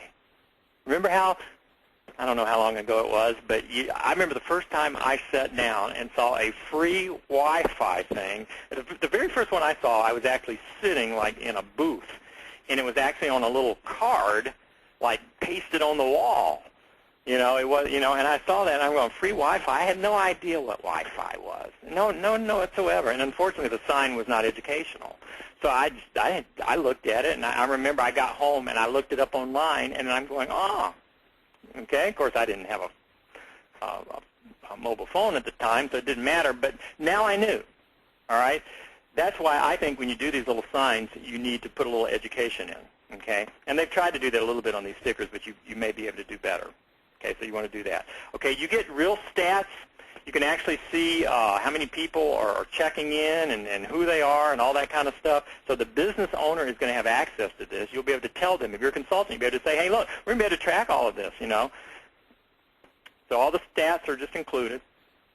And then your specials come up on your phone. This is an example of one. And we'll pop back over to the presentation, and I'll show you actually how that can work. Okay, so let's go to the next one. Okay. By the way, here's a couple of other specials. In fact, on the right side, you can see that this is the way the screens look. If you're checking into a place, this is the special mayor offer. This one over here in the lower right-hand corner is saying that there's a special mayor offer nearby. The person is actually not at the business, but this is a little ad that pops up. And right now, you can post these things as a business owner right in Foursquare. And I'm sure that as we get on further down the road, these things are going to start costing money. All right? Right now, you can do a lot of this stuff absolutely free because they're just trying to get all of this going. And by the way, there are thousands of people on the system right now, but that's a drop in the bucket. This will take off, I promise you, much like Twitter. By the way, Twitter, the owners of Twitter have some money in this one. They didn't start it, but they do have some money in it. You can also do tweets and combine things that you're doing on Twitter with things that are going on Foursquare. So you can start to tie in, you know, text messaging, Twitter, location-based social media, all together. It all interlocks. This is kind of interesting. This just came out recently. Starbucks made the decision that they're going to offer specials all across all of their Starbucks working with Foursquare. And I'm sure Foursquare is really happy about this. I did a search for the local Starbucks that's near me, and sure enough, there it was. Okay, special here. All right, and then if I were on my phone, it looks like this. Okay, as the mayor of this store, enjoy $1 off a new, however you want it, Frappuccino blended beverage. Any size, any flavor. And I guess these things run, I haven't ever had one. I think they run like $4 or $5 to buy one. So this is a nice little discount. And I think they're in a beta test with Foursquare now, but I think that Starbucks realizes that this is an incredible way to get free marketing because every time a person checks in, that person is promoting. Okay, even if he just checks in, but if they check in and also post a review or a shout or a tweet of some sort, that's really cool. Okay. If you want to add your business, and you should, whether you have an online business or an offline business, then you want to go to Foursquare.com/add_venue. Add_venue. All right. Now, when you get there, let's go there. I'm going to have you do some things that are a little bit different. You can see they ask you to fill all of this out, but I'm going to go into my settings and see if I can find, let me see if I can find this area here. They hide things pretty darn well. Here it is. Okay. You can see that you're allowed to fill in your first name, last name, phone, email, your current location, your gender, birth date, and that's pretty much what you have control of on setting up your profile page, and you can put a picture there. All right. Now, you'll notice that my first name is right here, Dan Hollings, Marketing Consultant. All right. That's my first name. Last name, I didn't put one in because when I put my last name in and then I went and looked at how it looked, it didn't lay out right. I tried to put Dan Hollings as my first name and Marketing Consultant as my last name, and it didn't lay out right. So it ended up that just for layout purposes, it just looked better to do it that way. Now, why am I saying that my first name is Dan Hollings, Marketing Consultant? Because through doing a few little tests and searches using their search box up here, and then later Google, I found out that, boy, do they ever place a lot of value, keyword-wise, on your first and last name. And guess what? Nobody's doing searches for Hollings, right? They may be looking for marketing, but not Hollings. So I wanted to make sure I had something connected to what I do, to my name, to make sure that I'm found if somebody's looking for marketing. Okay? In fact, let's do a search here. I'm not sure if it'll come up. I didn't test this. I'm really going to wing it here. See if anything comes up. Well, how about that? If you go to Foursquare and do a search for marketing, guess what? There I am, number one. So you can see why, just by thinking outside the box, I now come up in really good search positions as a result of making my first name include a keyword. And I'd recommend you do that. And you can see how it looks right here. Name, Dan Hollings, marketing consultant. No big deal. It's been like that for almost as long as Foursquare's been around. Nobody seems to have a problem with it. When I put in my phone number, that's my 800 toll-free number. Has a message there. I've got my email address, my gender, birthday, all of that, and that's pretty much it. Down here where it says super user status, I had no idea this even existed, but after you post and play this thing for a little while, they start to upgrade your editing ability so that you can actually go in and edit other people's venues. That's kind of cool. I understand they have 2 or 3 levels. I'm only at level 1 right now, but that means that if a business closes down and I notice it, I can go into the system and report it as a closed business, and they'll actually pay attention to me and do it. Or if I notice somebody puts, something goofy up, like I just checked into the Twilight Zone, which doesn't really exist in my neighborhood, or maybe it does. I can go in there if I wanted to, and I could delete it or edit it or change things around. I have some higher level editing ability, and that was granted to me just by participating pretty heavily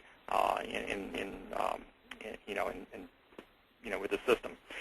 You can check your settings so that it will automatically tweet or post to Facebook. You decide how you want to do that. I don't like it to tweet or post to Facebook every time I check in, but I don't mind that it does it, if I become a mayor or I unlock a badge, because a lot of people see these tweets when they are, these posts when they come out, and they end up following me. You are allowed to build friends with this system. So you can do that. Now, where it says add things, actually that's it. What you want to do is you can just go to add things and then click add new venue, and then that brings you to that very page that we were looking at earlier. All right? So we're all set. Okay, now let's go and look at my actual venue page. Actually, I should have done that earlier. Yeah, let's take one look at my venue page before we go.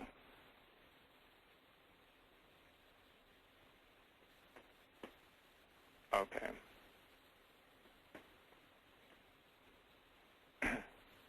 Let's go, let's see, how do I get there? History. There we go. One thing that I do like about this, if you go to a lot of places over time, it keeps a history of every single place you ever check in. This is the most practical use I could find for this thing. And let's say that I wanted to find out this great little restaurant that I went to in Atlanta, 6 months ago, because maybe I'm back in Atlanta, next month, and I can't remember what the name of that restaurant was.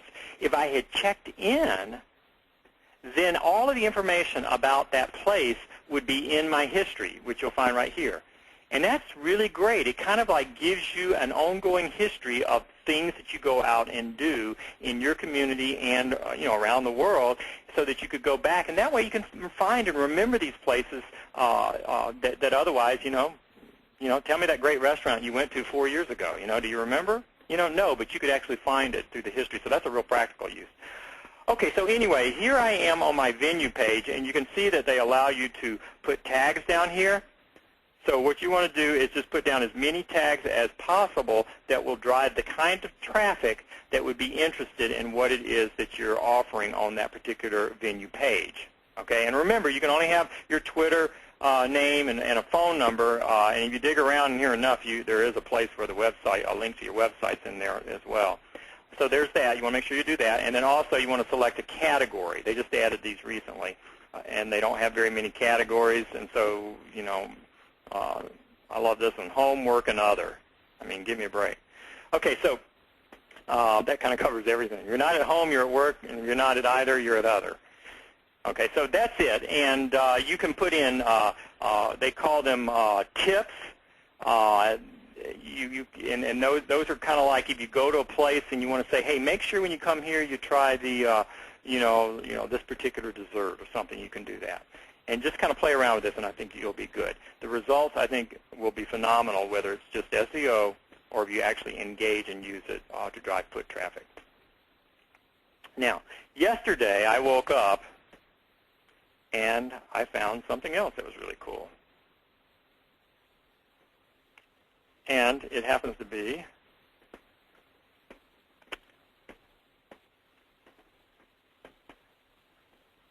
it's called Booyah. Booyah. My Town by Booyah, right over here. Booyah. Now, I got to tell you, I've only spent 48 hours with this, and I believe these guys got it right. Maybe even better than Foursquare. But they got a couple things they still need to work on. But they've got the incentive part down. Now, I think it's because the people behind this has some background and success in the gaming area. And I'm not a big gamer at all, but they've made this really fun. And I was pretty impressed. It has limited instructions. I mean, what they do have does indeed tell you what's important, but you just have to get in there and start playing with it, and you don't worry, you can't make a mistake on this stuff. Just go at it and start clicking things and see what happens and laugh and have some fun for a while. But they've really figured out how to make this thing fun. You basically go in there, and what's different that I can tell thus far, well, here, let's kind of click through this. It's kind of interesting. Okay, basically you can actually buy and own your favorite real-life locations. Like I bought my grocery store right down the street. I can't remember. It was like $40,000. But they give you all this money when you first come in there. I mean, they just give you this money, and then as you do certain things, you start. It says it at the bottom. It's like combining Monopoly with location-based social media, and it really is. Only it's in the real world. And so I bought the grocery store, and now as people check in to the grocery store, I earn rent. And so I'm making rent there, and I can take the money, and I can start to upgrade my store. It has a certain look to it, and it looked kind of shoddy in the beginning, but I upgraded it, this morning, and it's looking a little better now, and eventually I'll be able to upgrade it some more, and I'm still collecting rent there. And I mean, this is just nuts, okay? But what I'm trying to figure out, I can't find any SEO value on this one yet. That's what's really missing on this. I'm going to try to get to the owners of this thing and see if I can, offer some suggestions. Maybe I can, maybe I can't. But they don't have that part yet. But the part that they do have is that they've really made this engaging, and they are making it so that if you have one of these businesses, if your business is already listed in this thing, then you can claim it. All right? And when you claim it, and you've got to do it all on the mobile phone, but when you claim it, then you can go in there and you can start offering specials and things very much like Foursquare for people doing certain things at your business. So the game is the same as Foursquare. It's just that, thus far I don't yet see the SEO part of it. I think they'll get there, but they're not. But they've got the gaming part way ahead. It's really, if you like playing Monopoly, you'll like playing this because it just brings it to the real world. They did a really cool job. What's incredible is that Foursquare has been touted as the leader for many months now, and lo and behold, Booyah, My Town, supposedly has twice as many people already, and they've not even been out there that long. And I think it's because they've got that entertainment part down, and so that's really cool. So anyway, let's take a quick look at this. You can collect rent when people check in. You can upgrade your shops. Oh heck, I don't want to do that. Let me escape. I went forward, and I shouldn't have. Yeah, here we go. I need to actually go to this place. Here it is. We're going to actually go to booyah.com. Okay, the next one here, I'm clicking on is that you can check in at places that you love. This is all the GPS-based stuff. You can earn cash and rewards at the locations. You can discover and earn power-ups for bonuses and cash. It's been taking me all day to try to figure out power-ups. Best I can tell is that they're kind of like these little bonuses or things. They show up right in this area, right under your name, but you have to click on those before you go visit a business, and then they apply to the business that you're visiting at. Like maybe you can buy it at a discount, or maybe you can, do an automatic upgrade or something like that. That's a power-up, okay? It's crazy. You can level up and unlock more locations, what have you. You can visit some of your friends' towns and view their properties and upgrades. You can gift virtual items to friends. What else can you do? You can buy buildings, content packs, rare items to add them to your buildings. You can even buy abilities. I guess that's the ability to do like superhuman things, I guess. There's an in-store app for limited edition items. There's a virtual store. That's there. And then offers. You can explore your city and discover real-world MyTown deals near you, and you can unlock real-world discounts. This is where the business side is right here. Real world means that this is where they're integrating it in with real businesses. And you can see an example right here, 10% discount, show MyTown at the register. So it's the same thing. A person can just show that they've got this coupon that was earned through the Booyah MyTown system, and bingo, it's a discount. This is going to be big with a certain, demographic. I'm not sure what for sure, but it's going to be big, and it's exciting and it's cool, and there's no reason for a business not to do it because it's free. And you just do it. You put a couple of posters up. You see if it catches on. You promote it. Send out some flyers. Send it out to the email. Send it out through text messages. Get people to download the app. Make it fun. And if it catches for a business, you've got viral like you can't believe. That's what's so exciting about this. So what I suggest is that you explore Foursquare very seriously and get that up to the point where you have some SEO effects on your pages. MyTown, brand new. I'm going to spend much more time on this. Again, I've only been playing with it for 48 hours, but my research on it lends me to believe that it's going to be MyTown and Foursquare at the head of the pack. They're the leaders right now, and they both got a lot of stuff going for them. You could already engage this in your own business or as a consultant with businesses that you're working with. And then the other one, there's one more I'm going to mention. I'm not going to spend much time on it, but back about 3 or 4 months ago, Gowalla was the big threat to Foursquare. Seems like Foursquare has been out and in front for quite a while, but Gowalla came along, and I hung with Gowalla until about a month ago. Just kept trying to figure out, am I enjoying this? Can I figure out a way for this thing to make money for me or for a business? Could I imagine customers doing this? Does it give me any SEO value and whatever? And I hung with it for a long time, and I just recently gave up. I might just kind of stick my head in there and keep it going a little bit, but it's so much like Foursquare, but it's not giving me, the kick I need to keep me engaged. And yet it is definitely, one of the top 5 leaders out there. But you might want to give it a try.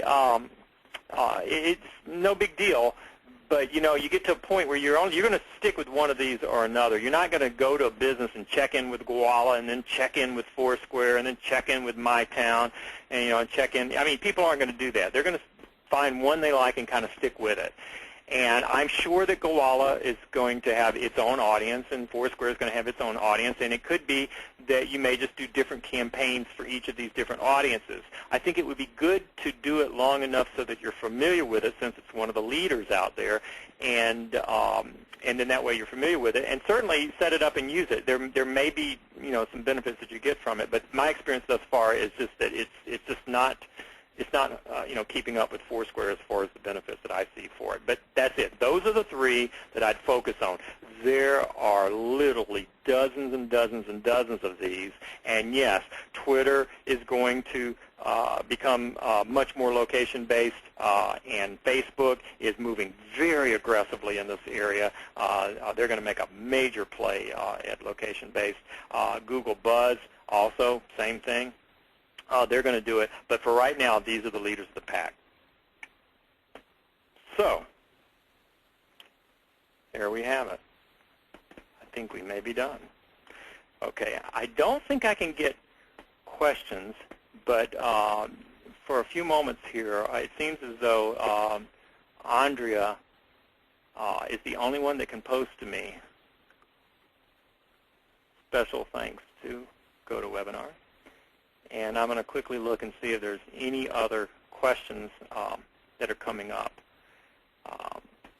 Someone wants to know how ScreenSteps is different than Camtasia. Camtasia takes a movie of your screen. Whatever you're doing on your screen, Camtasia gives you a motion picture movie of it.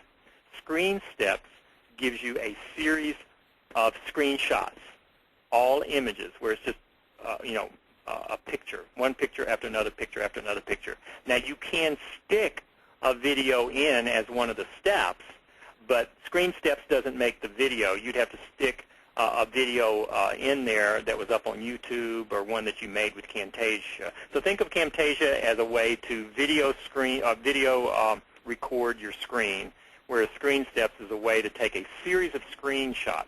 Now, if you're trying to teach somebody how to do something, ScreenSteps is often better because it depends on what it is. But if you're trying to show somebody, okay, you need to do this, and they can just have that picture up there and the instructions right below it in text that you can type out, then they can sit there and work on step number 1. As soon as they're done, they go to step number 2. Whereas with a video, it's just moving along. You keep having to stop the video and go back and all of that kind of stuff. So that's the difference. Okay, Booyah sounds like Second Life. It does, but believe me, Second Life is a virtual world. I mean, you're literally, there's nothing, totally real about it, and it's much more of a virtual world. Whereas this is really more like Monopoly. But I see what you mean. It's got some Second Life overtones to it, but they're bringing it straight into the real world. And yeah, you can. I know how in Second Life you can buy virtual buildings and this and that and everything. Here you're buying virtual buildings as well, but only virtual buildings that are real buildings in the real world are for sale. You're not buying anything that's fake. You're buying a rendition of something that's in the real world. By the way, and this is important. Glad I didn't forget it. In order to get your business listed in MyTown by Booyah, you have to, best I can tell, you have to have your business listed in CitySearch. Now, that's not good because CitySearch is difficult to work with. I'm just going to go over here. Here's CitySearch. So you're going to go to CitySearch for your city, and you're going to have to somehow figure out how to get your business in there. And I'm going to tell you, I've been trying for the last 48 hours. I've been on with customer support with them, and I've tried everything I can, and I can't get my business listed there. And I think it's outrageous because I am like #1 in Tucson for every kind of marketing, social media, everything you can think of. And I'm well established in Google and everything else, and there's no reason that I shouldn't automatically come up. In fact, there's about 5 or 6 businesses listed in their system that are closed. In fact, right here on the home page, right there, Village Bakehouse, that doesn't even exist anymore, and they're still listing it in my area. So it's just not, it's not set up to be able to allow you to easily add your business. So do what you can, but they've got a mobile link here as well. But anyway, do what you can to get in there. If you're not already in there, I know that first you have to get an account, so I click register, okay, and I fill that out.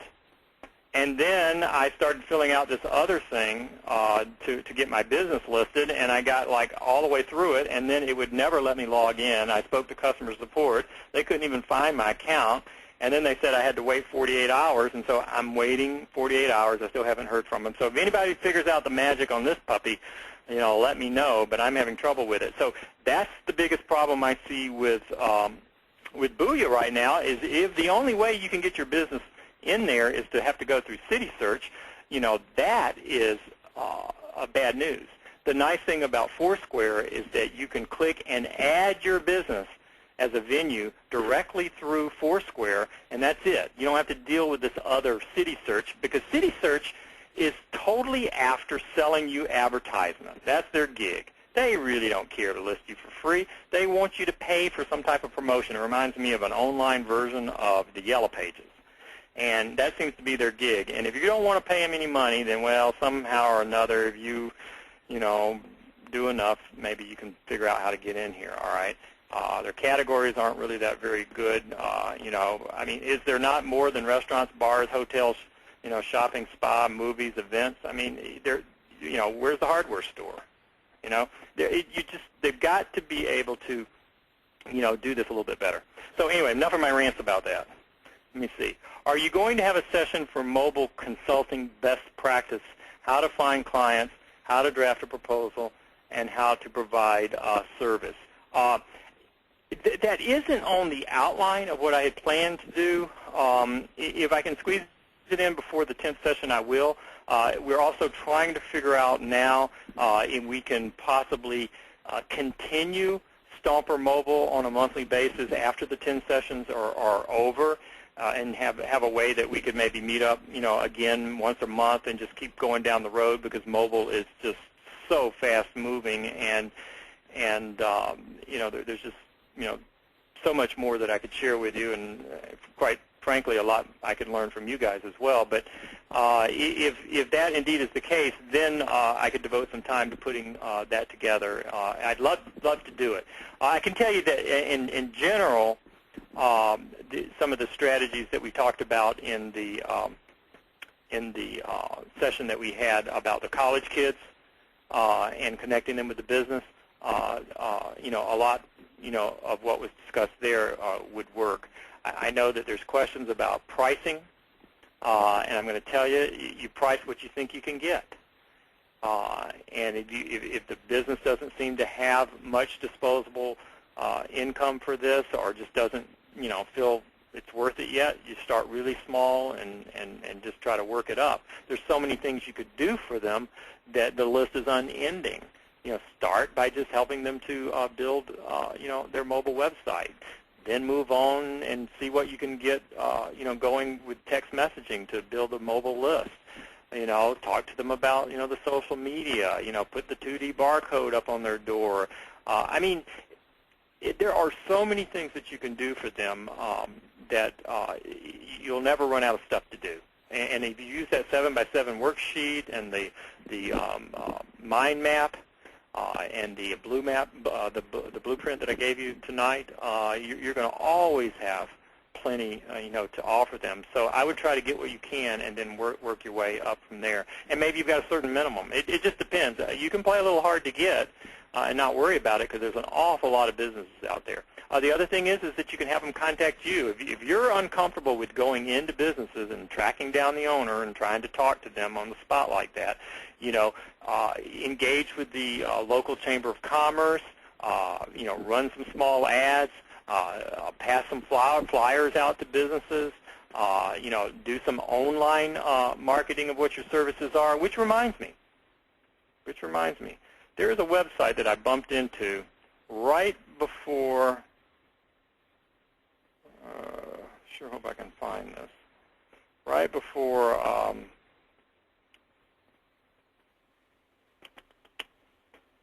let's give me a second here, because this is kind of interesting. I was going to recommend, yeah, here it is, right. Shoot. Where is it?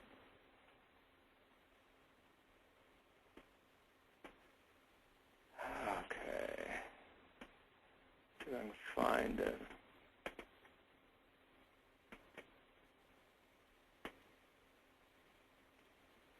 Maybe I was in there. Here it is. Okay. Thanks for your patience. I have no idea what this is, but it is at mobileexpertsdirectory.com. Mobile Experts with an S, directory.com. mobileexpertsdirectory.com. mobileexpertsdirectory.com. And when you get there, it's a directory where people can search to find mobile experts. How cool. All right? I don't know what it is, but I find this stuff, like before it's really ready. So I come over here and I'm thinking, well, that sounds cool. Maybe I'll first see what it looks like. I'll see if I can find anything. So I hit find. This is so funny. Coming soon. I guess they don't have any experts yet. Well, that means we can help them out, right? Okay, I just love it. All right, so join the directory. Okay, so here it is. It says, are you a mobile expert? Well, let me tell you, your answer is yes, okay? I hope I'm hearing everyone say yes, okay? Because you know more than the people who put this directory up already. Okay, so yes, that's the answer. Okay, what does it cost? It says it's free to apply. I don't like that exact thing because obviously it's saying it's free to apply, but we're going to charge you to list.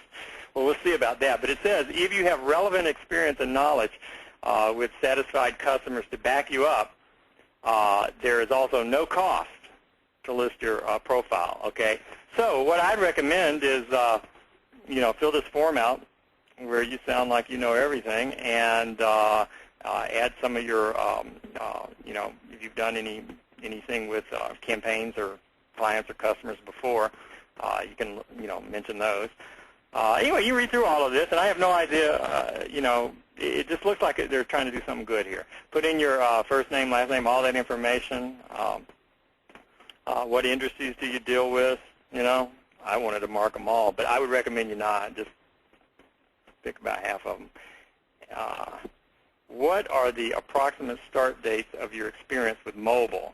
All right, this is like a trick question, I'm going to put 1941. Oh, God, yeah, I started in mobile in 1941. I can't even believe they put that many dates in there, I didn't even know the regular phone was built back then. Maybe it was. Okay, so anyway, you got to select something there, whatever's good for you. And then what type of areas do you, well, look at this, lead generation, okay, you know that, we've talked about it, mobile advertising, okay, you know that, coupon offers, viral marketing, cross-selling, how about that, current clients, branding, retail foot traffic, you know that, relationship marketing, database marketing, new client acquisition, improved customer communication, seasonal marketing, okay, that's for when you sell Christmas trees and stuff, I guess. So anyway, they left a lot of stuff out, but you could probably mark almost every one of those. Do you have any experience with all this other stuff? Okay. TV, I watch it every night, all right, so I got experience with that. What technology areas are you capable of providing? Okay, well, we know SMS. MMS, okay, I wouldn't mark that one, but you know what that is. It's kind of the not-so-hot SMS that didn't work out quite as well, and not too many people are using it. But what it is your multimedia text messaging, all right? Whereas SMS is the better way to do it because if you want to send multimedia, you send a text message that has a link to the video. You don't send a video. Okay, that's the difference. So you would say SMS.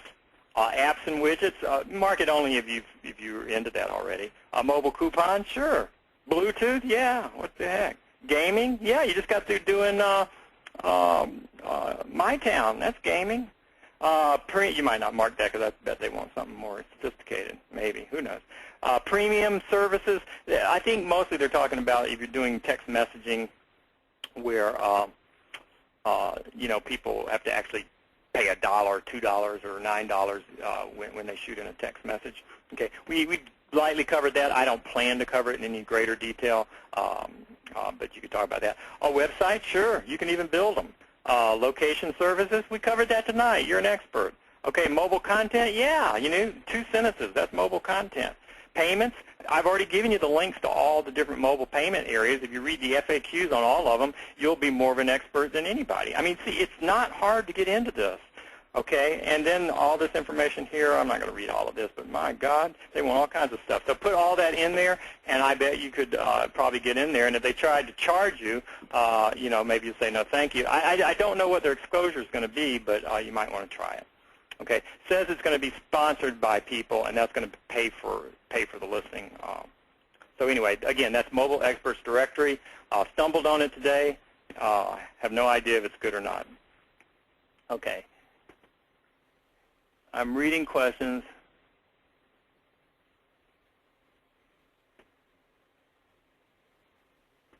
Is Booyah for iPhone only? No.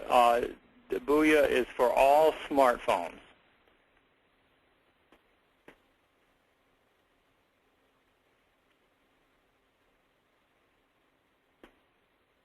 How do I find the rules that regulate the text messaging through Comcast? I have no idea, but I would start by calling Comcast customer support, of which they probably won't have any idea either. You might also just do a Google search for Comcast text message regulations or something like that. Try some keyword searches on Google, you know, about that topic. I'm not sure why you're looking for that, but that's what I would do. I use Comcast. I can't even get them to come out here and repair my stuff, hardly. How did you put the testimonials on various locations on the map in Twitter Tweenius? But you should have to pay me $2.97 to find out that, but I will tell you for free. I actually outsourced that. That was one of those things that was really easy to outsource. It could have been programmed, but by the time I would have built a whole application and figured out how to do that, it was easier just to outsource it. So basically, I actually taught this at the StomperNet live event, not the most recent one, but the one before that. Basically, I set up my Google Reader to track all of the tweets that come in. And I think I have a training in StomperNet someplace that actually covers this. But basically, Google Reader is an RSS feed reader. So I create a feed of a particular search at Twitter that searches for people who have tweeted testimonials that include the link to my program. And whenever the Twitter search finds these tweets, I have Google Reader pull those in and archive them for me. And then I have a person who goes into my Google Reader and just takes each tweet and goes over and puts it on a Google map for me. You know how Google will let you create your own maps? If you go into Google Maps and you're logged into your account, if you look around, you'll see there's a little link. It'll say, you know, create my own maps. And you can create a map like of a bicycle route or your jogging route or things like that. But I used it to put testimonials up. And I just have a person who takes each one of those tweets and puts it on there, and they allow you to put links in there, pictures. You can put videos in there. It's really pretty cool. So I thought it was really worthwhile, and so I actually have someone who maintains that for me. Okay, are we going to cover the info that was supposed to be covered in session 5? Well, hell, I think I would know. I don't know what was there. Let me look. Stomper Mobile.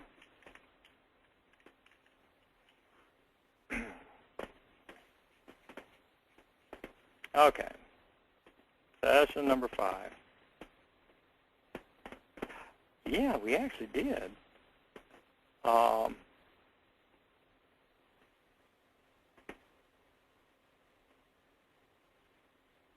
Yeah, we actually did. Maybe what the confusion is that it might not have all been like in a you know, all gelled together like in a compact session where I just went through this list. But throughout the course of my sessions, I've covered all of this. I've talked about stickers, like crazy, and we're still going to talk about some of the stuff as we go forward. I think that may be what it is. Social media, I mean, I've talked about that. Websites and blogs, that's covered. Viral, we've covered that. Do-it-yourself secrets is really almost everything. Working with vendors and agencies. Well, vendors, I gave you the whole list of, 100 different SMS vendors and what have you. I mean, the only deal with working with vendors is just, look for a system that's got good customer support, good prices, and the system does what you want it to do. Nothing much there. I didn't cover an awful lot with agencies, but an agency, and the reason is because you're learning more than what most agencies know. And so therefore, but what an agency is for a business that just wants to have nothing to do with, all of this mobile stuff. They just want to go pay somebody a big fee in order to take care of it all. And it works out really great if you have a company or a business or corporation that has a budget big enough to pay for this, because it'll cost you some money. And they'll do much of it. They'll build a website for you. They'll set up your text message program for you. They'll just, they'll track everything, and they'll do all kinds of stuff. But we really are doing more of the do-it-yourself part, which I think fits more for the majority of people that actually signed up for this course. And I do believe that the stuff that you're learning, if you went to an agency after learning all the stuff that I've taught you, you probably would have a hard time being satisfied with what they're doing, especially considering the prices. Trade shows and events, we're going to talk a little bit more about that when we get to proximity marketing, but certainly trade shows and events would work with location-based social media. It'd be nothing better than events, setting up their event as a venue and having people check into the event when they got there. You'll start seeing that more and more and more. So I'm not sure what part of 5, maybe you can post something in the forum about what part of session 5 that you'd like more information on. Okay.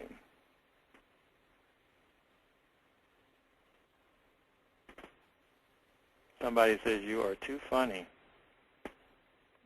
I don't know what I said when you wrote that, but thank you. Fun. Just found Impact Mobile Marketing in Tempe, Arizona. They wrap vehicles with advertising wraps. Mobile marketing, get it? You're right. In fact, that's one of the confusing things when you start doing searches online for information about mobile marketing. You're going to run into people who are marketing using vans and car wraps and all kinds of stuff, because that is mobile marketing, and it, confusing because it's a different kind of mobile marketing. But indeed, funny. Okay. How do I find the mind map? You just take either tonight's presentation or last week's presentation, and I saved it as a PDF, and it's in the Stomper mobile media area. And just download that PDF, and then there are links in the PDF that say blow your mind. I'll show you an example.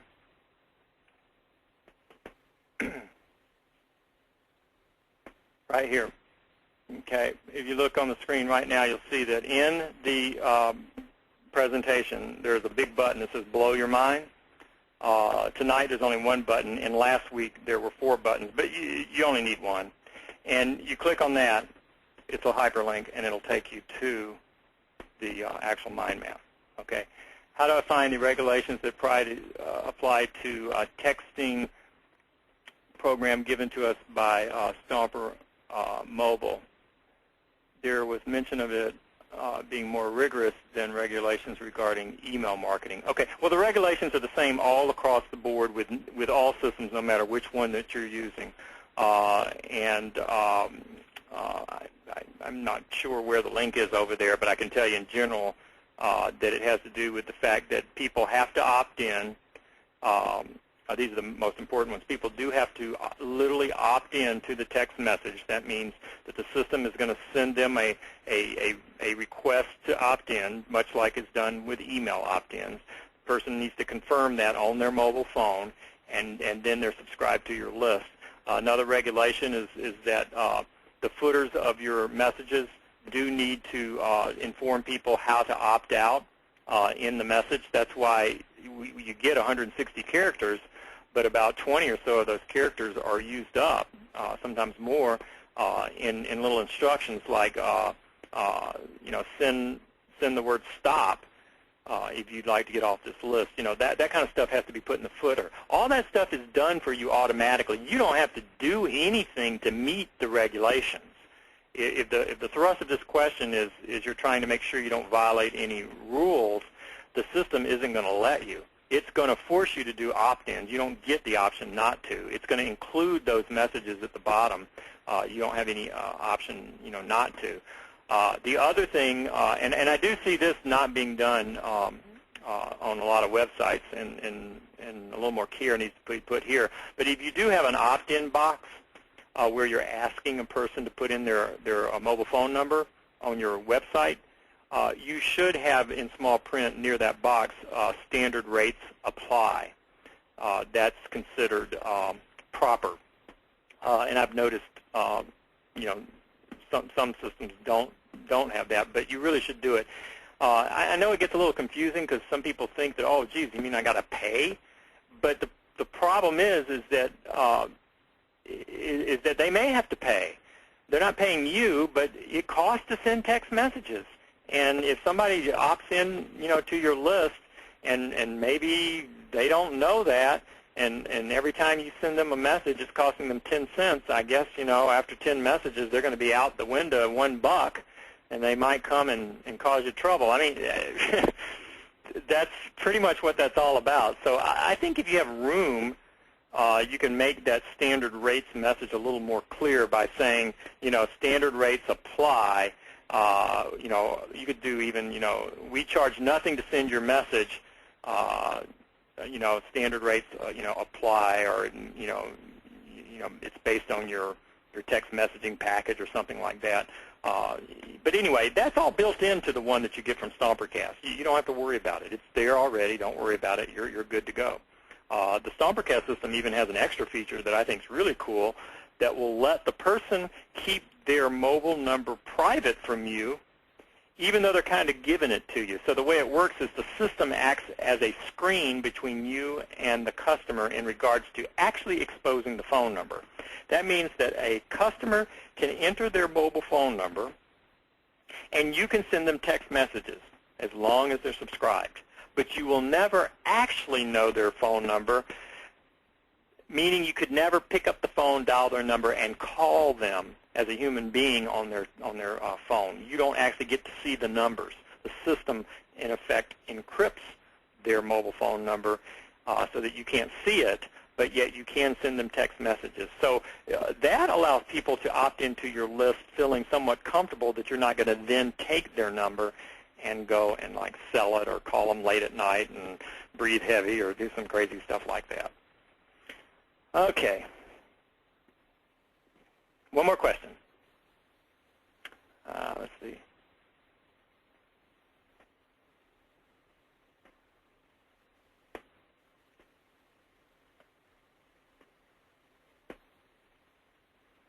Trying to look for a good one. Okay.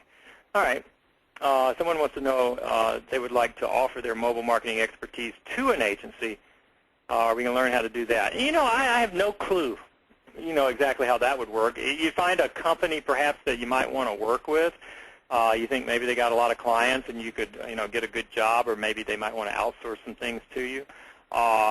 Just reach out to them, drop them a note, tell them you're involved in mobile marketing, and either you want a job or you want to make your services available if they need extra expertise, and just kind of work it out. I've never done that. I've never even talked to anybody that's done that. But I would imagine that it wouldn't take a lot to get them interested if you had just a little bit of a track record, behind you.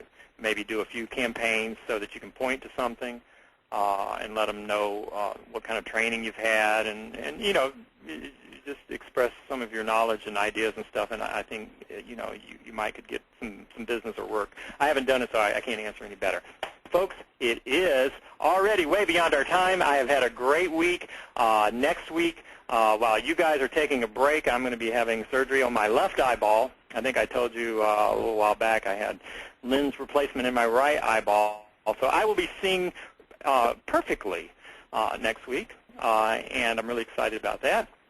And if you have any questions, please post them in the Stomper Mobile forum. It's been a pleasure spending more time with you, and I will see you in 2 weeks on Tuesday.